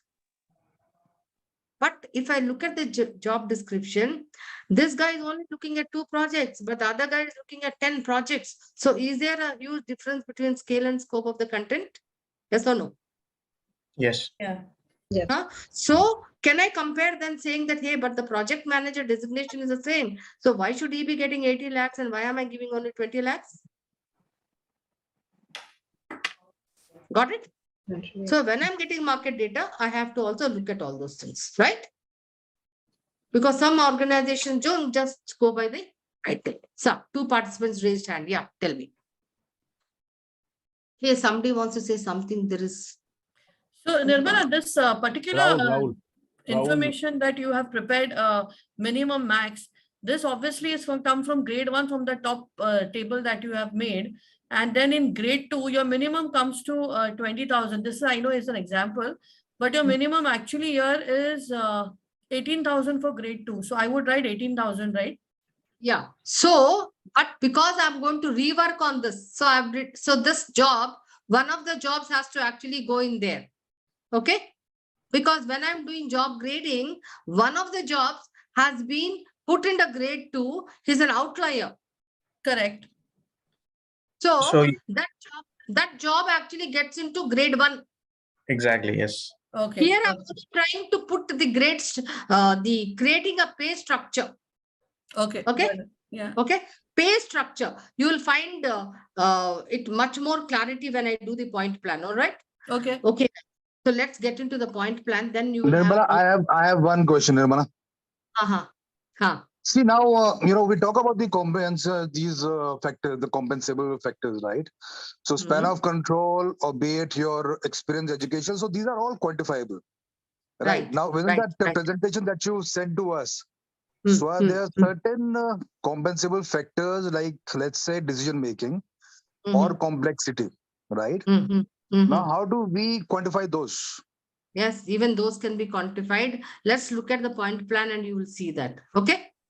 Okay, fine. Okay. All right. Okay, fine. So guys, we are moving to point plan. So do you want to take a quick, very small break or we can carry on? We can carry on.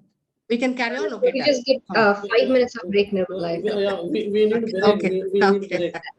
A quick Okay. 5 All minutes. right. Okay. Thank Okay. No problem. Nirmala, in the meantime, can I ask you a question since these guys have Sure, gone sure. for a break? No problem. Yeah. Yeah. So, so since you mentioned that that is an outlier, the grade 2, and you actually think that it should move to grade 1. So, suppose if we come since this is a market data that we got, and how is it relevant here that you actually think it should move to grade 1 since it's a market data? What is the relevance? No. So what you're saying, hey, if the market is giving me a higher salary, why should I move it into a then lower grade? Okay. Huh? Yeah. Why should I move it? See, simple. Step 1, I need to definitely get accurate market data. No? Yeah. Huh? Because then what happens if I'm not getting accurate market data, I can actually undermine or overdo my salaries. Got it? Yeah. Okay. Now, having said that, now I've already done, maybe when I'm doing a grading, I have done a position, say, for example, a finance executive, grade 2. Okay, I have done it grade 2, means all the, compensable committee done. Okay. Yeah.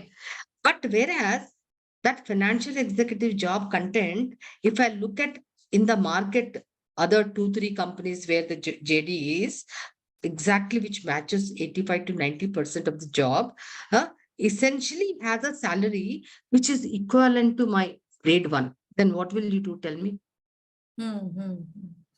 You have done grade 2. Correct. Okay. But that is subjectivity. But validation comes from market, no? Okay. So therefore, you'll have to do some correction. That means you'll have to again relook at it, look at your subject matter expert. Hey, say, look at this job here. In the market, it is paying higher salary, okay, or lower salary, but we have graded in this. Now tell us, right? Right. Okay. Are you with me now? Yeah. So then I move it to grade 1 and that is fine. Absolutely. Absolutely. But you are not going to move it, right? Then that compensation committee has to take a call on that. Absolutely. Yeah. Got that. And how do you move it? Based on the responsibilities, showing that the scale and scope of this job is this much, but the scale and scope of the other job is so much, where we are comparing it. So it's almost similar, but they are paying this much with lesser grade, right? Got it? Yes, yes. So these are called outliers. So how do you validate? This is what it is. With the market data, you are validating. Outlier means when the person's salary is more than the market survey data, am I right? Yeah. But if you have, no, this is for we are trying to create the structure. But now say, for example, your company, you're already having salaries. Okay. Now you will look at the salaries and say, actually, there's a guy here. Maybe he's actually put in so many years of experience and he's there. So you will let him remain there and say, let him retire. Are you getting me? Correct. You are not going to change that man's salary because now today you have created some designs, salary structure. Okay. If you are already having data, if you're already having people there in that positions, so that's how you really work. Yeah. Ramakrishna has raised hand. Let me see. Yes, Ramakrishna, please tell me. No, actually, my question is, do you have any salary benchmarking survey reports from Aon or some other company? Yeah, we will do that, no? When we do market surveys. Okay. No, I wanted to see practically how it looks like. When we do session 3 market, so we will show you the market salary survey report. How does it look like? Then when you as a competent person wanting to use it, how will you use it? Or even if you want to do a market survey, what are those steps which you will do? Which you will consider the design steps to do a salary survey. Okay. That is the third session, is it? Yeah. So I don't want to club everything in one, right? Yeah. No, I was just curious to know, is there another session which is there? In session 3, what we will be doing is external equity. Okay. What is external equity? How do you compare with the market? So there is a science to it. How do you compare with the market? Then what are those things which you need to do? What are the statistical methods? Like, for example, if you have collected data from 20 companies, how will you look at the data in terms of percentiles? How will you convert percentile, a decile, or a quartile? Correct. Okay. So just one more question is, with the company which is already established, and if where the people are already there and the structure is there, and if you want to visit it and you want to have some additional layers, and you'll always find that it's those compensation which is already there, it's already an outlier. There are a lot many outliers out there. So in such a situation, how do you think people would handle? How do you think the HR would handle such kind of cases? Yeah, this is called salary compressions, and a lot of things. A lot of people move out of their salary range when you don't have a proper salary structure. This is what I call it as, min and max, and you're going beyond. So we're going to talk about certain rules, the comp ratios, and the red circle and the green circle. So sometimes what happens if you don't have a structure, so people are actually getting increments year after year, and you'll see that they are moved out of the grade scale. Okay, so that's the time when again they will realize, hey, we need to have a scale. What do we need to do? That kind of a things. Okay, we'll talk about that. Similar to that question, in my previous organization, we have done that job evaluations, right? So we find that. Sorry. Somebody please mute. I can't hear them. Yeah. We find that the result, particularly for some positions, their worth is less compared to what is existing there. So these kind of practical anomalies we found, and how to take action on those. Because absolutely. Now I cannot reduce their designation or grade. How to handle this kind of situation? Yeah, when we do that market thing, I will definitely talk about these anomalies. In fact, I think, ma'am, if it is in a lesser range, it is still easier to handle. But if it goes beyond the range. No, we'll talk about, especially these are called comp ratios. You will find that, people are at 180, 190. Then because initially when you took them beyond midpoint, and then they were getting increments. So these are some things we'll talk about. when we talk about in the next session. Typical Definitely we'll anomaly, talk about. yeah, a Huh? typical anomaly. Yeah. We find a job which is having higher worth is reporting a job which is having Because you will Why see not that, make it especially, other way yeah. around?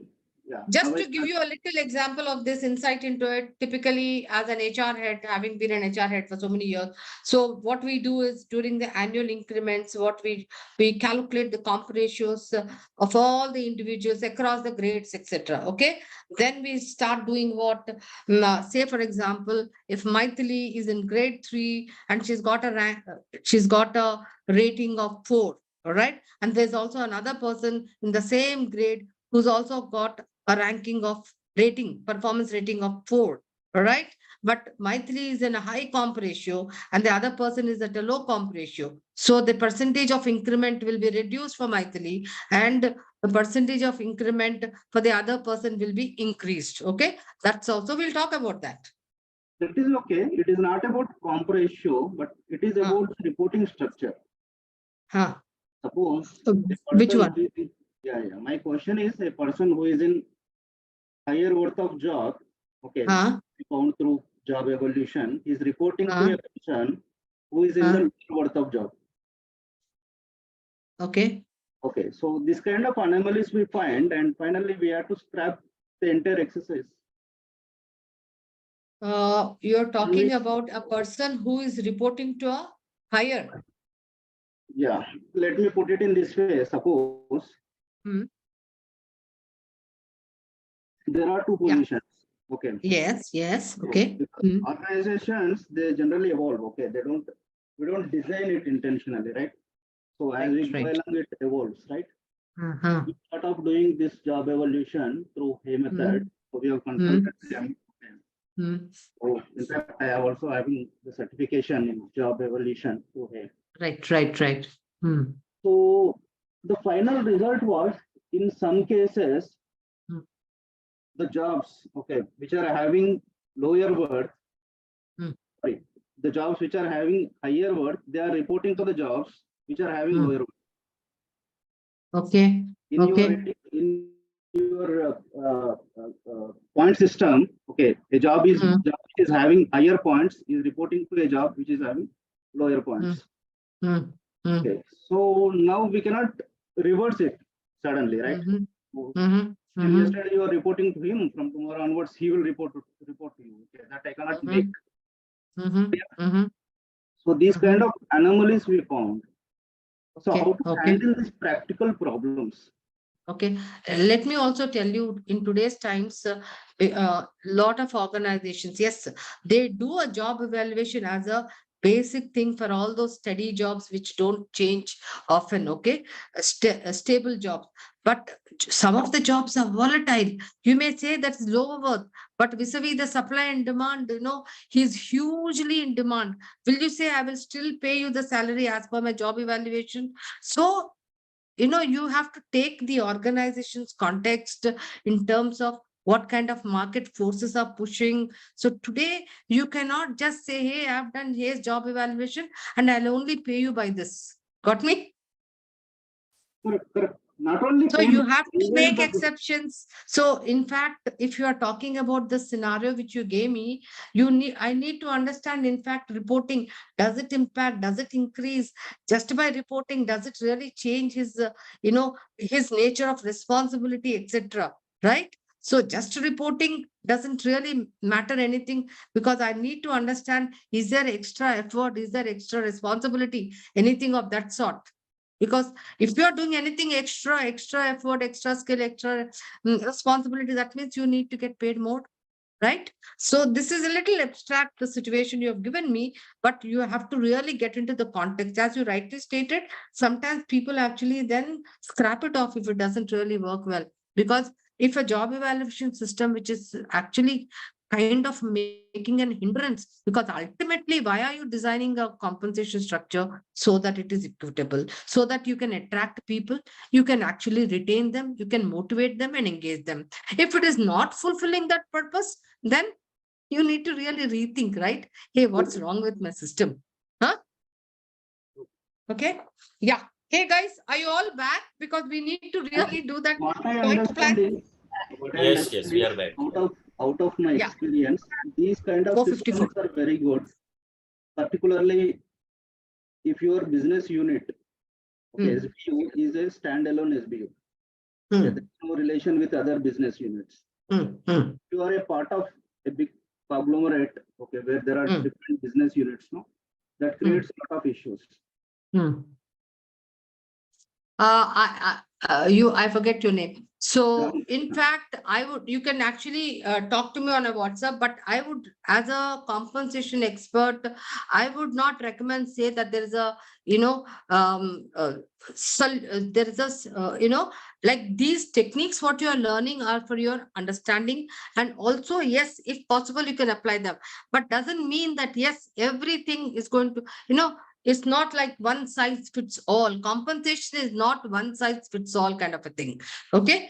Even a business unit may be so different that you will have to have actually, like, for example, Qualys, which company, they totally go by market, market salary, because they don't go by any job evaluation, because they are into such a dynamic kind of a field that their technologies keep changing.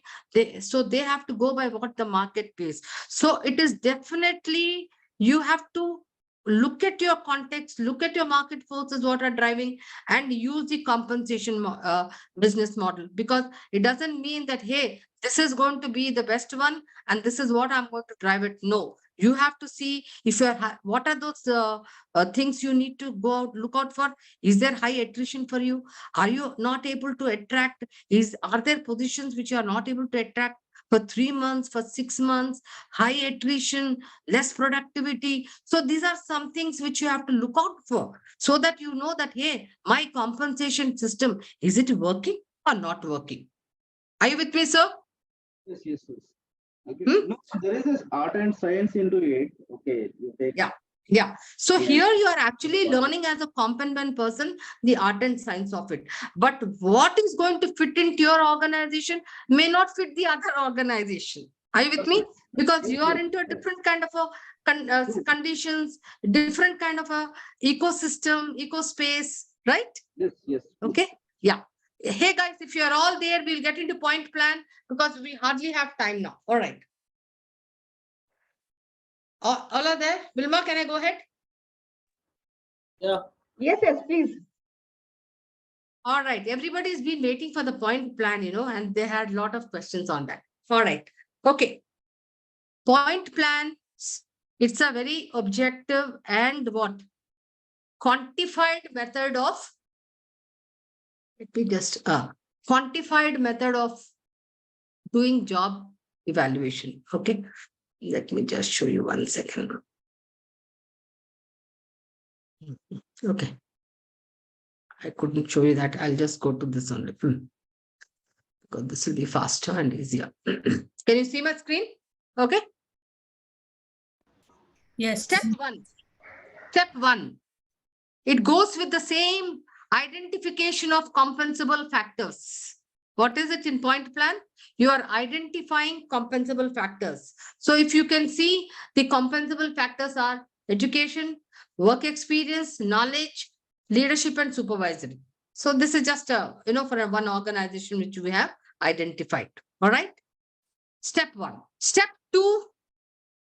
In the last session, in the grading, I said we have to determine the number of grades. But here, please unlearn that. Here in step 2, we are going to determine how many degrees of differentiation or how many levels I want to have. Now, the criteria or the basis for those degrees will depend on the complexity of my organization. For example, I'll take this lowest job and the highest job. In education, what is the level of, complexity, or what is the level of degree, lowest and highest? So degree of differentiation means what? At, say, for example, degree 1, I only need a diploma. But at degree 4, I need a postgraduate certification. So please be very clear when I'm talking about degrees, they are not grades. Unlearn that what we have done. In point plan, degrees are what? The intensity of this education required at the lowest degree and at the highest degree. Okay. Right. So for example, education, I've written the what is it? The descriptors. Now, when you write the descriptors, if you have seen in your grading, there were overlaps. But here, because every degree is going to be a point, a value, you cannot have any overlaps, right? Like work X, 0 to 2, but it should be 3 to 4, and 5 to 6, and 7 to 10. No overlaps at all, because you are actually going to give values to it. Like knowledge, basic facts, understanding processes. Okay. Then, like for example, in grade 4, synchronizing strategy with knowledge. So you have to have descriptors which are different from the previous degree. So these are all descriptors for the degree of differentiation or level, what we call it as. Now, step 3. All compensable factors are not of equal priority in an organization. So what is weightage? Weightage means giving priority. So for a startup, maybe, there might be different priorities. So I will give different priorities to different compensable factors. For a matured organization, maybe there'll be a different requirement. So depending on my organization, I will give weightages. For example, I've given here education 20%, work X 20%, knowledge 25%, and leadership and supervisory 35%, which should total to 100. Are you with me, guys? Weightage. Now we are doing what? When we do point plan, we are also using a statistical technique called regression. So this is called linear regression. So when we are doing linear regression, what am I going to do? Just populate this. 20 into 1, 20. 20 into 2, 40. So likewise, do all this. 20 into 1, 20, 40, 60, 80. 20 into 1, 25, 50, 75, 100. So when you total up degree 1, it should be 100. Degree 2 is 200. Degree 3 is 300. And degree 4 is 400. So this is a 400-point plan. Are you with me now? Till here at least. Step 1, step 2, step 3. Got it? Yes, no, please. Because then only I will proceed. Yes? Yes. And what are we doing? Linear regression. So now what is that we will do? Take the job description, evaluate, and what will I do? I will assign points. Say, for example, did I do in this? No, sorry. Okay. So what will I do? Say, for example, how will I calculate a point value for HR team lead? Say, for example, I have a job description. I will say for education, what does it require? Say it requires what? Education, a graduation. So how many points?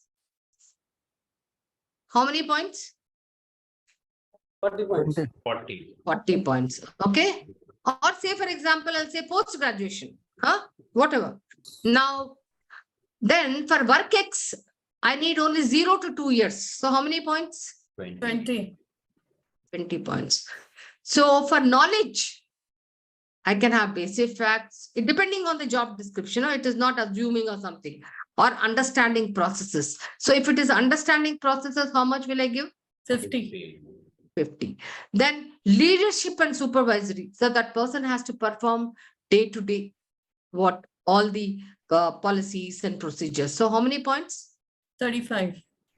What does it mean? That means I can actually look at the JD and look at the descriptors, and I can actually assign the point value depending on the requirement of education for that position, depending on the requirement of work X for that position. So knowledge. So it doesn't mean that I have to go just like grading all vertically. I can pick up from year 20, I can pick up from year 40, I can pick up from year 75. So whatever is required, I can then sum it up and then I'll get a point value. Is that very clear?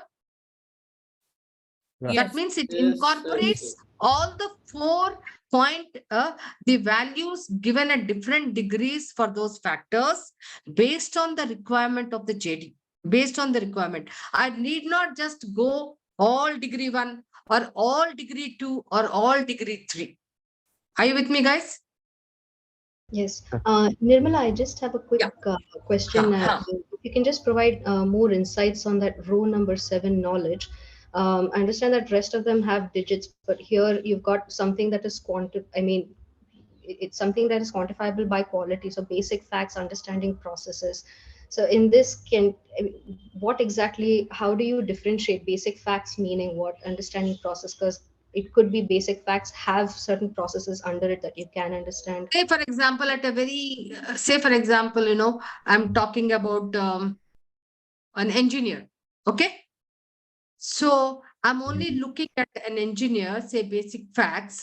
So I'm only just looking at understanding the theoretical. If he's using some machinery, he has to understand, what is that machinery about, some theoretical facts, okay, and how does it function. But when I'm looking at this understanding process, I'm then going a little higher, saying he has to understand the entire process. Say, for example, on a production process. Okay. Here, if he is on the shop floor, here he only has to understand, hey, what are those equipments on the production floor? How does it manage and all that? Here he has to understand the entire production flow, production process, etc. Are you with me? So isn't it a little higher than this? Okay. Yep, I follow you. Yes. Okay. But this will come from where? Generally, you are creating, okay, the degrees of differentiation. At degree 1, this is at degree 2, a little higher. You can call them as proficiency levels as well. Intensity of requirement. What I call it as intensity of requirement at that level. Now you may ask me one question. If I have only degree 1, degree 2, degree 3, but my organization is very complex, when I'm evaluating the job, then how can I put it? So your degrees can be 5, 6 as well, depending on the complexity, because then you are going to spread that descriptor into more degrees. Are you with me? Yes. How many maximum degrees we can go into? Yeah, typically don't go beyond 6 or 7, I would. Typically, okay? Become difficult. Got it? Yeah. You can have any number of compensable factors. You can actually have 8 to 10 also. Okay. Depending on the complexity of the organization, depending on the complexity. Say, for example, there's an organization which is shop floor only. So you may have just 3 degrees only, right? You're only dealing with supervisors, worker level, etc. Say, for example, you're doing that for a point value. For example, if I am having a degree of 7, so that means the point value is 700 value points, right? The point value will be, Oh. yeah, you can have 700, you can have 1500 point plan. Okay. Okay. How come a 7 degree turns to be as 1500? No, I'm saying you can also have a 1500 point plan. Right, okay. Okay. Depending on the complexity, you can stretch this. You can have a 500 point plan, or you can have an 800 point plan. Okay. Okay. I got what it. I see from your ma'am is that guys, I'm not making it complex here. You can also have, say, for example, this is a 400 point plan. All right. Okay. Let me just, let me use annotator. Okay.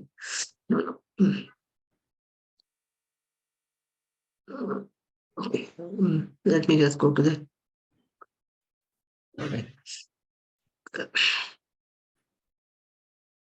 Yeah, let me just explain to you. I could do it on a board actually, but we don't have. See, this is the 400 point plan, right? Yes. Okay.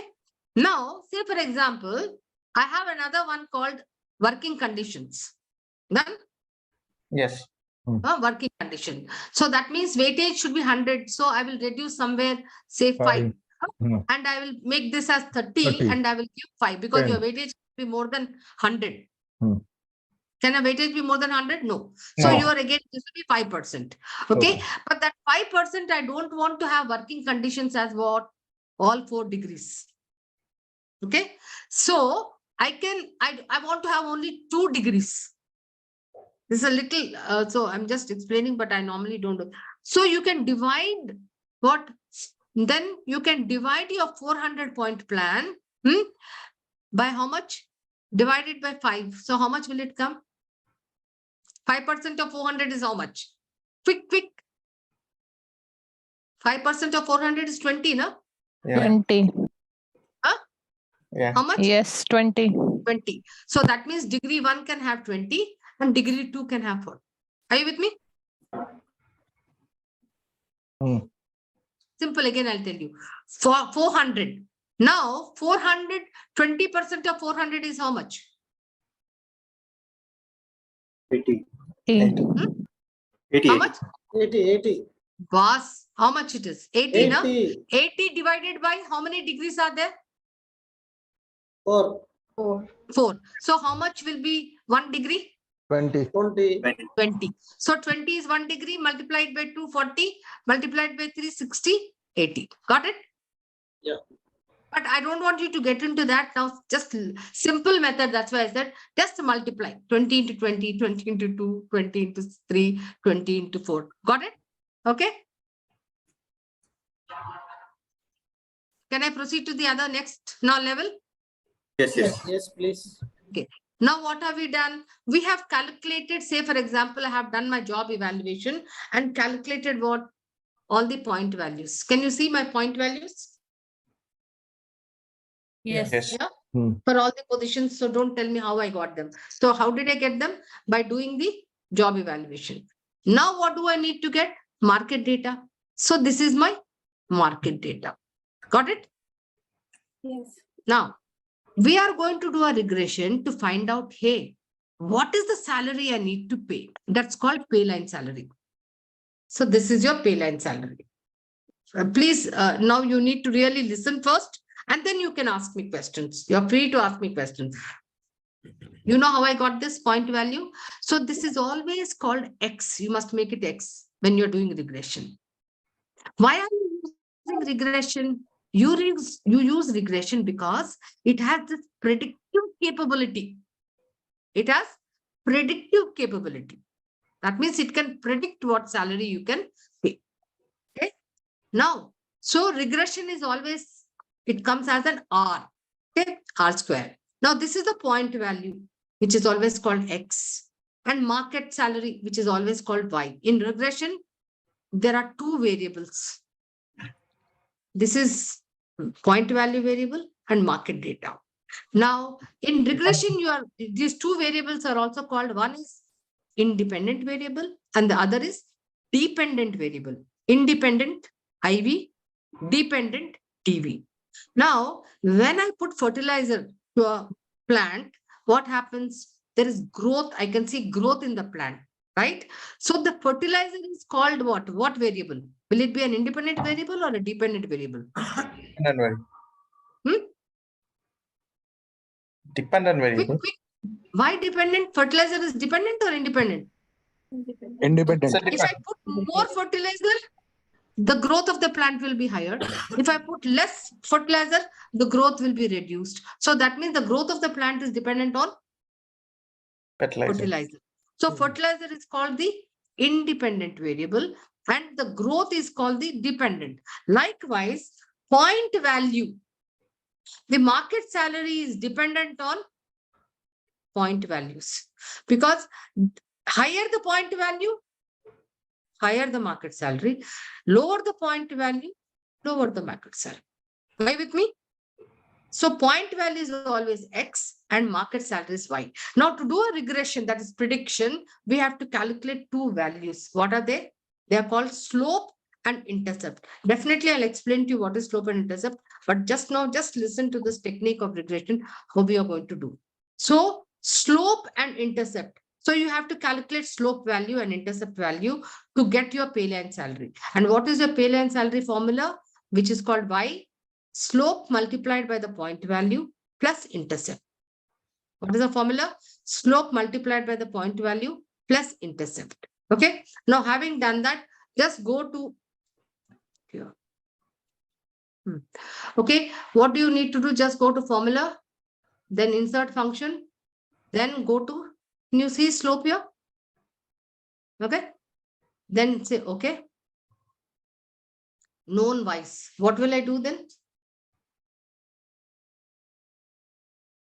All right. Then known x's. That's why you have to put that, always very important to do.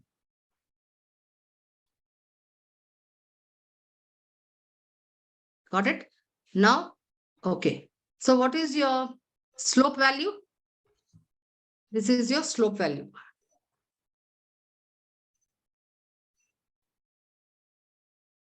Okay. Now intercept value. How will you do now? Anybody? Just take me through there. Insert, then intercept, then okay, then known wise market. Okay, then known excess, Point value. okay, and then say okay. So this is your Intercept value. intercept. Your intercept value will mostly come minus. So don't get, worried saying that, hey, it's a minus value. Okay. Now what's your formula? Slope multiplied by point value plus intercept. So what will you do to find out what you need to pay? What will you do? Just do that. I would recommend always to hardwire your data values of slope and intercept, because they are constant. They don't change for the positions. They are constant. So now P16 is your this position, which is the team lead, multiplied by your what? Slope minus intercept, and then drag it. So you will get your P-line salaries. Is that very clear, guys? Okay. Now you can also do another method. I'll just show you the other method and how to validate it. Right? What you do? Okay. What did I do? Select. Point value and market salary. Insert. Chart. Second. Let me go down. Actually.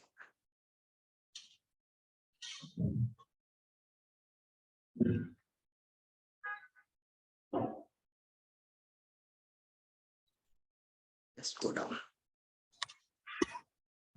Okay. Now what will I do? Click on this. Right click. Add trend line. And then there is something called format trend line. I will just scroll down, say display equation on chart and display R square value on chart. Okay. Then I will. Okay. Well, again do that.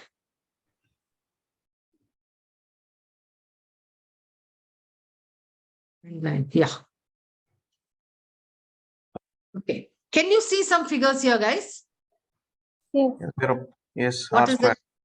So Regression at one click, you get. So I showed you one method of calculating, going to the, function formula and calculating individually slope and intercept. So you could also do this where you will get what? 390 point. This is your slope. Got it? Yes. And this is your intercept. Does it tally with what you have already done earlier? Yes. Yeah. Okay. Now, Nirbala, I have one question. See, when you are doing that add trend line, then after that it shows you certain options. There's linear, there's regression, but then we were talking regression, but you have chosen linear. Yeah, trend because we line. are doing linear regression right now. Okay, and what's the difference between if in case I go for the regression trend line and not the linear, then what happens? No. If you go for what? See it. Okay, now can we just click on that add trend line? This. Wait. 1 second. I'll just show you this. Okay. Add trend line. Now we are going for linear. Okay. Typically. Okay. Yeah. But we are not doing exponential. I will teach you that because I don't want you to get confused too much with exponential right now. All right. But we are using only linear. And then we have used display equation and R square. Okay. Now, so most importantly, does that mean that by default, so it will take the linear one, right? Yeah, because Excel? you're doing linear regression. Yeah. Okay, fine. Okay. Yeah.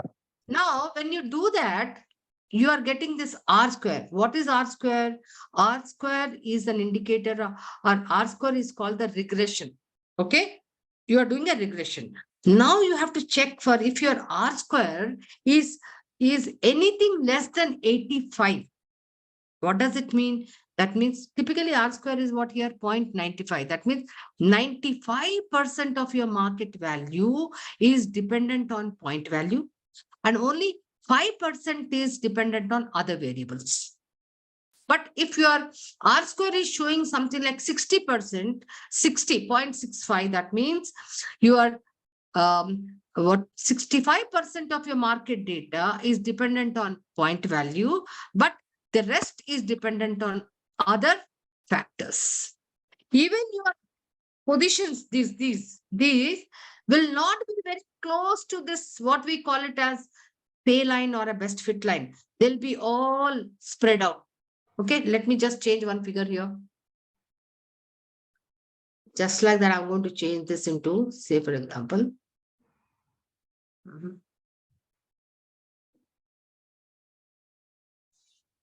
Ma'am, one question is there. 1 second, let me, tell me. Yeah. Just go up, kindly go up. Yeah, okay. So based on the point value, we have got the market salary.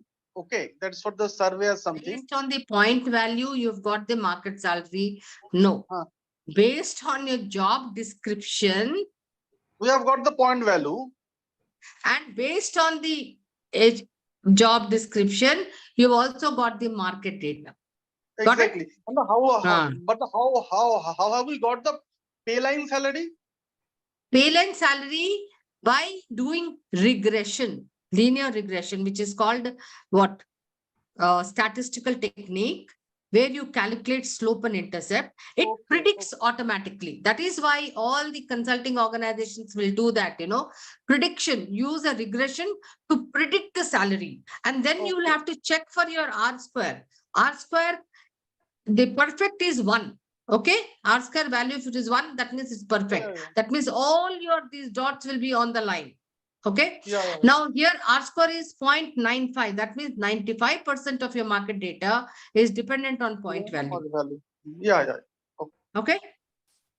Now, having said that, let me tell you. Now, some of you, if this is your pay line salary, sometimes you will see that if this is 25,000, it has shown more. If it is 90,000, it has shown less. Why? When you do regression, it is not taking position by position. If you're doing position by position, you can actually do market salary and just get the market data itself.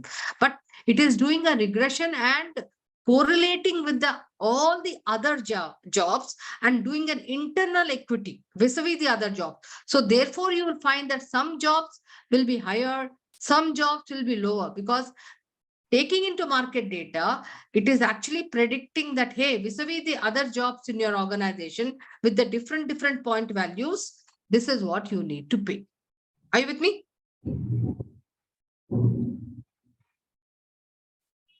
Any yes, no's, nothing, nobody's talking. Huh? Yes.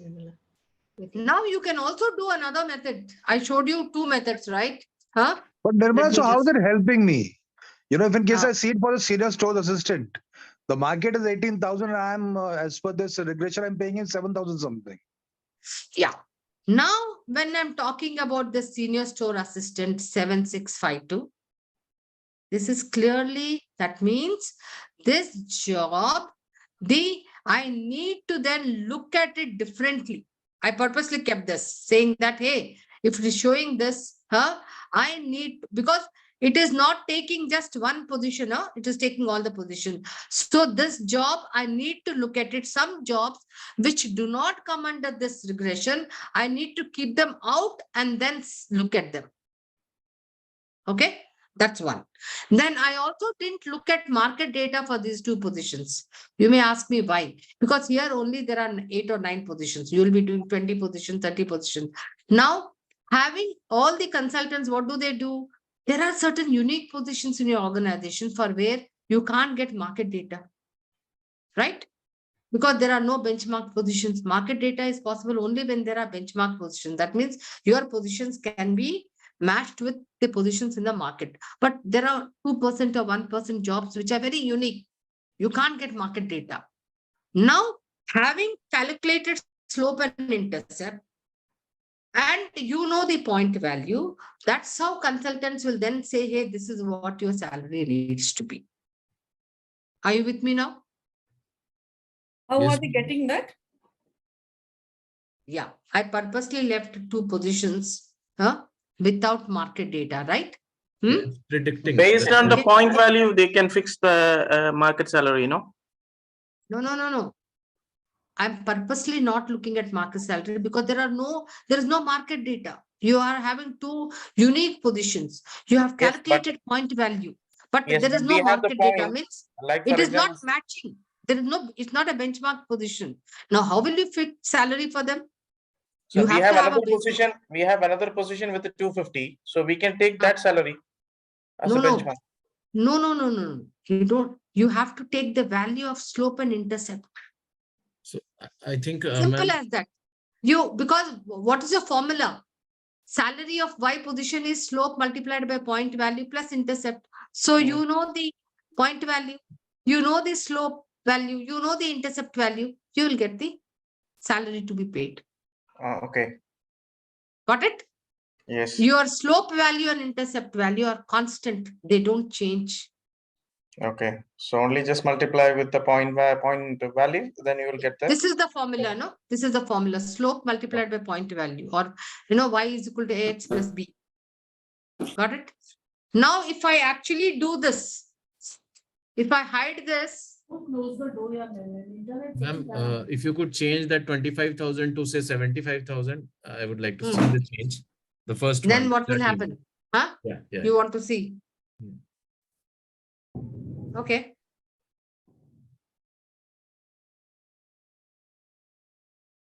Okay. Yeah. Now just see.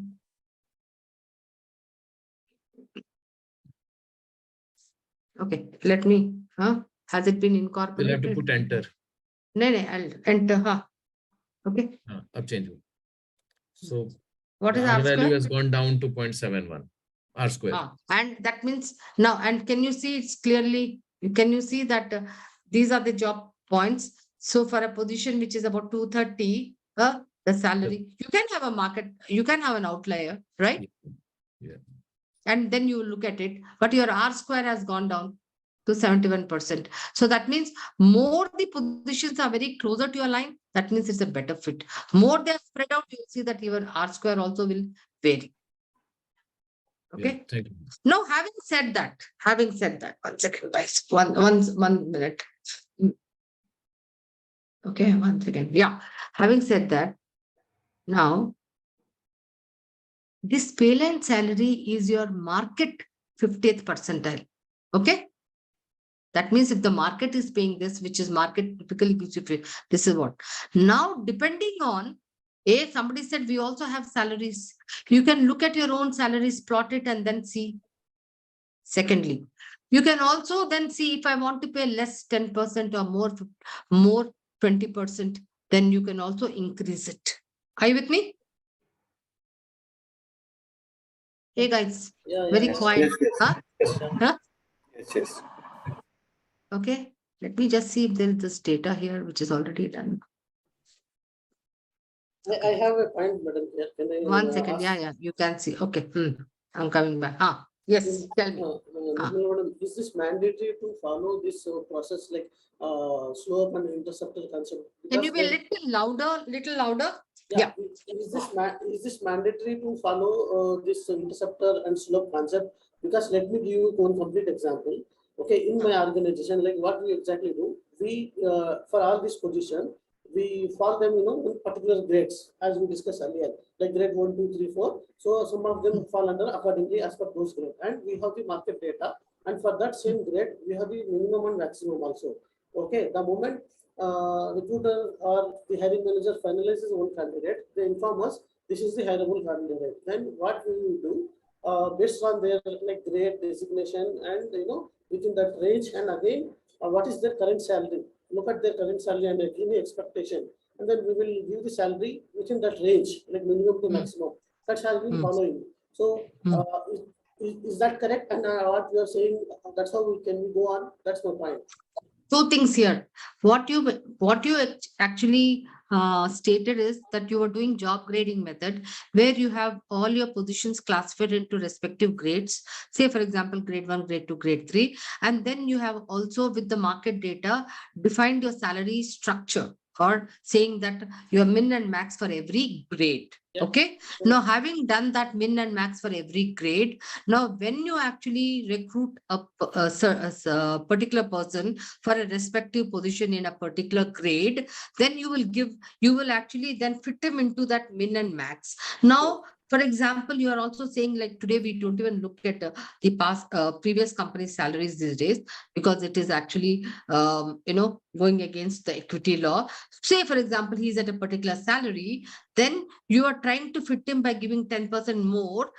Typically, the policy will be where we will say, hey, do not go beyond the midpoint. Be at least before the midpoint, because if I'm going beyond the midpoint, that means I'm actually increasing. So you always typically have a compensation policy when you recruitment policy saying, when I'm bringing lateral hire with people with experience, I won't go beyond this comp ratio, because higher the salary you will give within that range, that means within 2 years or 3 years he's going to reach the maximum. Then what happens? You're bringing a fantastic person from a product leadership company where they are paying high salaries and fixing him here almost closer to that max. Then after 2 years, what will you do? If there is no position for promotion, then you can't extend the salary. Then you'll be stuck with it. You can't give him increment. You can only give him a performance bonus. That's what we're going to talk about later. Okay, that's how we create these, bringing people at high salaries, fixing them in grades at a maximum, and then creating trouble for ourselves. So the recruitment people have to be very strict about it. You have to define, hey, this is the salary range. This is what we can pay. This is where you have to get people from, and be very, very clear about these things. Unless and until, of course, there is a position which is really in demand, then we have to see how you are going, because you just can't. Huh? Yeah, like outliers. Yeah, then it becomes very difficult for you to manage. That's how, it starts, the problem starts. Okay. Yeah. So now, having said that, once you have decided, having done a linear regression, you've got a pay line salary. Now, how do you then create, because you can't have salaries absolute, right? You have to create a band. So how do you create a band? You create a band. At low levels, you'll add plus minus 10%. At higher levels, say, for example, at the middle, you will have, say, maybe plus minus 15%. That means you're creating a band around this. Say how much, say, 31,052, then you will create minus 10%, plus 10%. So that will become your min and max. Minus, plus. So that's how you are creating a band. Now, somebody asked me, yes, ma'am, but from point values, how am I going to create grades, right? How do you create grades? Any idea how do we create grades? Because you pay by point value salaries, but you actually do benefit planning through grades. Then how do you translate this into grades? Anybody? Quick. To job descriptions? From that point values already, you are giving all this. So what do you typically do? Then you actually then take, say, for example, what is your lowest position here? 170. 170. And what is your highest? 370. 380. 380. Okay. Then what will you do? Say, for example, I will say positions from 170 to maybe, I'll give 30 points, say, or 60 points, 230. Okay, will be grade 1. Ma'am, to create this range, is there any kind of guidelines? Yeah. So I'm telling you now. So what is the guideline? Why are you saying 170? All the positions here, I may not have many positions, but when you do, all the positions which are of similar nature in terms of roles and responsibility, especially at the cutting point. So the difference you have taken about 50 to 60 points. Next, you will say 231 to, say, for example, 252, 250 or 292, 293. I'm just saying 250. 293 actually, if you had 60. Yeah, but I may not take 50 only. Like, for example, I may take 50. Why am I not taking only 50? Think about it. As you keep progressing in your career, all the jobs, don't they increase in roles and responsibilities? So therefore, the value keeps going up higher and higher. So at a low level, L level, I can have just what 50 points. At a middle level, I can have, say, maybe 80 points. Depending, again, I will look at the positions, or maybe 100 points. Again, maybe at a higher range, if I'm having a broadband only, I may look at 150, okay, or maybe 180. So it all depends on the kind of positions. So it's all an iterative method at the cutoff, because when you create a grade, all your positions have to be of similar nature. Like, means the positions which fall between 170 and 130, especially at the cutoffs, does this position which falls at 230, does it have supervisory responsibilities? Is it different from the job which is there, clustered in there, or will it go into the higher job? That's how you have to look at it. So that means, ma'am, Okay. that question which I asked you regarding those executives at different levels, different functions. Yeah. So all Yeah. of them would be in that one grade. Yes, Right? yes. But they may be having different point value with different salaries. Right. But you will pay the same benefits. Correct. Got that, ma'am. So you are paying salary by the point value, but paying benefits according to the grades they have been clustered into. Correct.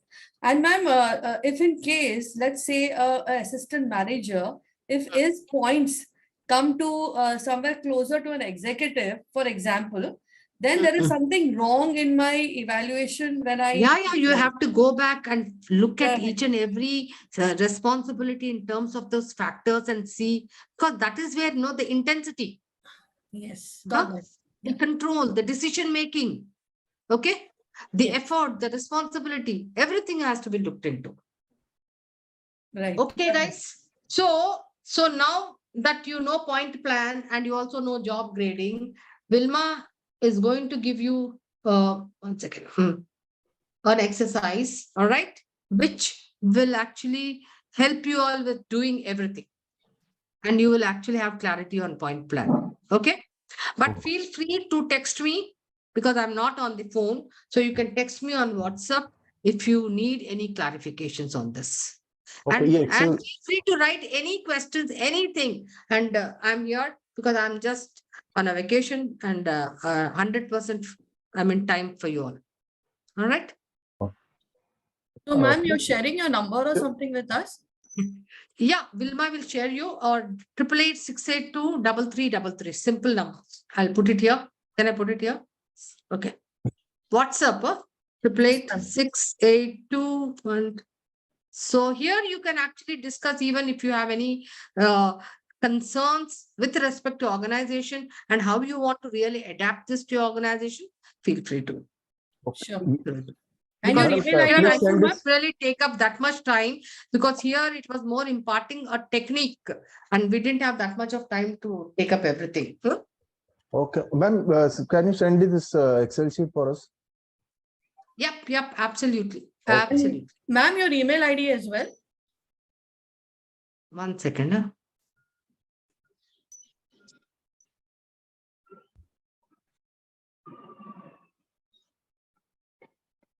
Okay. Yes. Ma'am, a quick question. Whatever we Yes, did. Prashant. Yeah, before closing, we will take one question of Prashant. Yeah. Okay, thank you, ma'am. No problem. Prashant, we can give you our questions as well. So I specifically said one question. Yeah, tell me. Okay. I wanted to, and I mean, the grading method that we did was qualitative. And this, what we did here just now in the Excel sheet, both are a part of internal benchmarking or external, because we are taking market value here. So I am confused whether it is external benchmarking that we are doing or we are actually creating an internal parity here. Okay, simple, Prashant. Okay.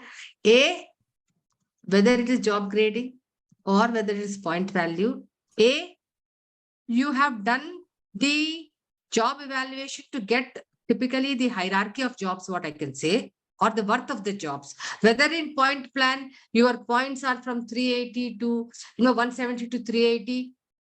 So higher the point value, higher the job worth, lower the point value, lower the job worth, right? Huh? Okay. And in job grading, if it is in grade 1, it is lower job. Grade 4, it is higher job. Got it? Huh? Yeah. Yeah. So what have you done essentially? You have only done the what? Worth of the job. Evaluating the worth of the job, value of the job. Now, how do you pay salary? You have to now design a salary structure. So will you design a salary structure based on your own thinking of, Acha, I'll give off 1,000 rupees to, no, you have to have a benchmark, right? Yeah. Huh? If you don't have a benchmark tomorrow, even if you were to apply somewhere and you'll say, hey, my previous company was paying me this much, why are you paying me lesser salary? You are able to ask that question only because you have some data of your previous market. Okay. Okay. So, okay. Are you with me now? So you need to benchmark. Now, even benefit planning, will you just do any benefits? Because the guy will ask, hey, my previous company was paying me this benefits, this much insurance. So when you're doing benefit planning also, you will benchmark. You'll say, if you're a startup, you will benchmark with your similar organization. Or if you're already there, then still, if you're not able to, retain people, attract people, you'll still do benchmarking. Are you appreciating the, benchmark, the exercise of benchmarking? So you need to have some data. Based on that, when I'm doing regression, it actually helps you to do. So when I'm doing regression, it takes into consideration internal equity and external equity and then predicts the salary. Okay.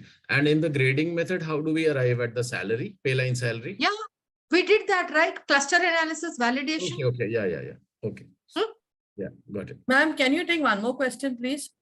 Please. With your experience, ma'am, that you have done this job grading, and I'm sure you would have probably used A as well as maybe the other tools that are available. So in A's and in Aon, I think they also have these point values fixed. Am I right? I mean, with your experience, if you have fixed for any job. Now, the only advantage when you do it with Hewitt or Hay or etc. is that typically they would be doing a lot of salary surveys, job evaluation, right? Right. Say, for example, I'm in a manufacturing organization, automobile sector. So they typically have some point plan value there. So they are going to match it. Hey, if this organization where I'm actually doing, this point value is very high as in compared to a similar organization where we have done it. They have data, right? Yeah. Yeah. They would like to go and check back again. Why? They will not say, hey, you're wrong. They will definitely go back to the drawing board to check at the job description. Correct. No, I'm talking about the range point, that range what you showed here, 170 to 230, which you create, which we got from here. It can vary, no? It can vary from organization. I think that's what my question was, that if you have seen theirs, if at all you have seen theirs, then they I think have a fixed range which they have given. So typically when they do that, they also look at these to validate that, yeah, this is supposed to be this, because when you do a similar organization, maybe 5, 10, 15, and this is what is a constant value, why is this X organization getting more? Got it? So they do have those ranges within which you are always tending to say, hey, they have to fall. But they're not looking at ranges without looking at JD. Absolutely. Yeah. Yes. And ma'am, will they be sharing this video with us? The session video with us? Yeah, I'm sure Vilma will be doing it. Yeah, one more last point I want to tell you. In today's times, the choice of using a job grading or a point plan is this way. The market is dynamic. If your industry is in a very dynamic, so you really can't do grading then, because you are all the time then looking at, what positions are changing, evolving with the greater responsibilities, etc. So your point values will be changing. Okay. But organizations like manufacturing organizations, which are quite stable, nothing changes much, only in 10 years, 15 years, then they are typically doing what? You are doing job grading, because your positions are quite rigid, are quite okay, and they don't change much. Got it? Right. But right. anything where it changes, there's a lot of fluidity, then you are getting into a point value. Now, why as opposed to Hay method or Mercer method, you can use your own point value method? Because there is an advantage. Because you in your organization has a unique, you alone know what are those compensable factors which actually matter to you, which actually are able to attract, retain. Okay. So if you create a good compensation committee who has good subject knowledge of all the positions, then you are able to then, figure out which are those key compensable factors, and your internal point value method will be much, much better than, hiring a consultant and getting him to do it. Right, right. Okay. Okay. And that Yes. is why most of them are using their own point value method. And it's no Right. big deal. Twice, thrice you have to do a lot, and then you will get it. Right. Okay, guys. So with that, I think, wonderful to have you all in. I'm so sorry.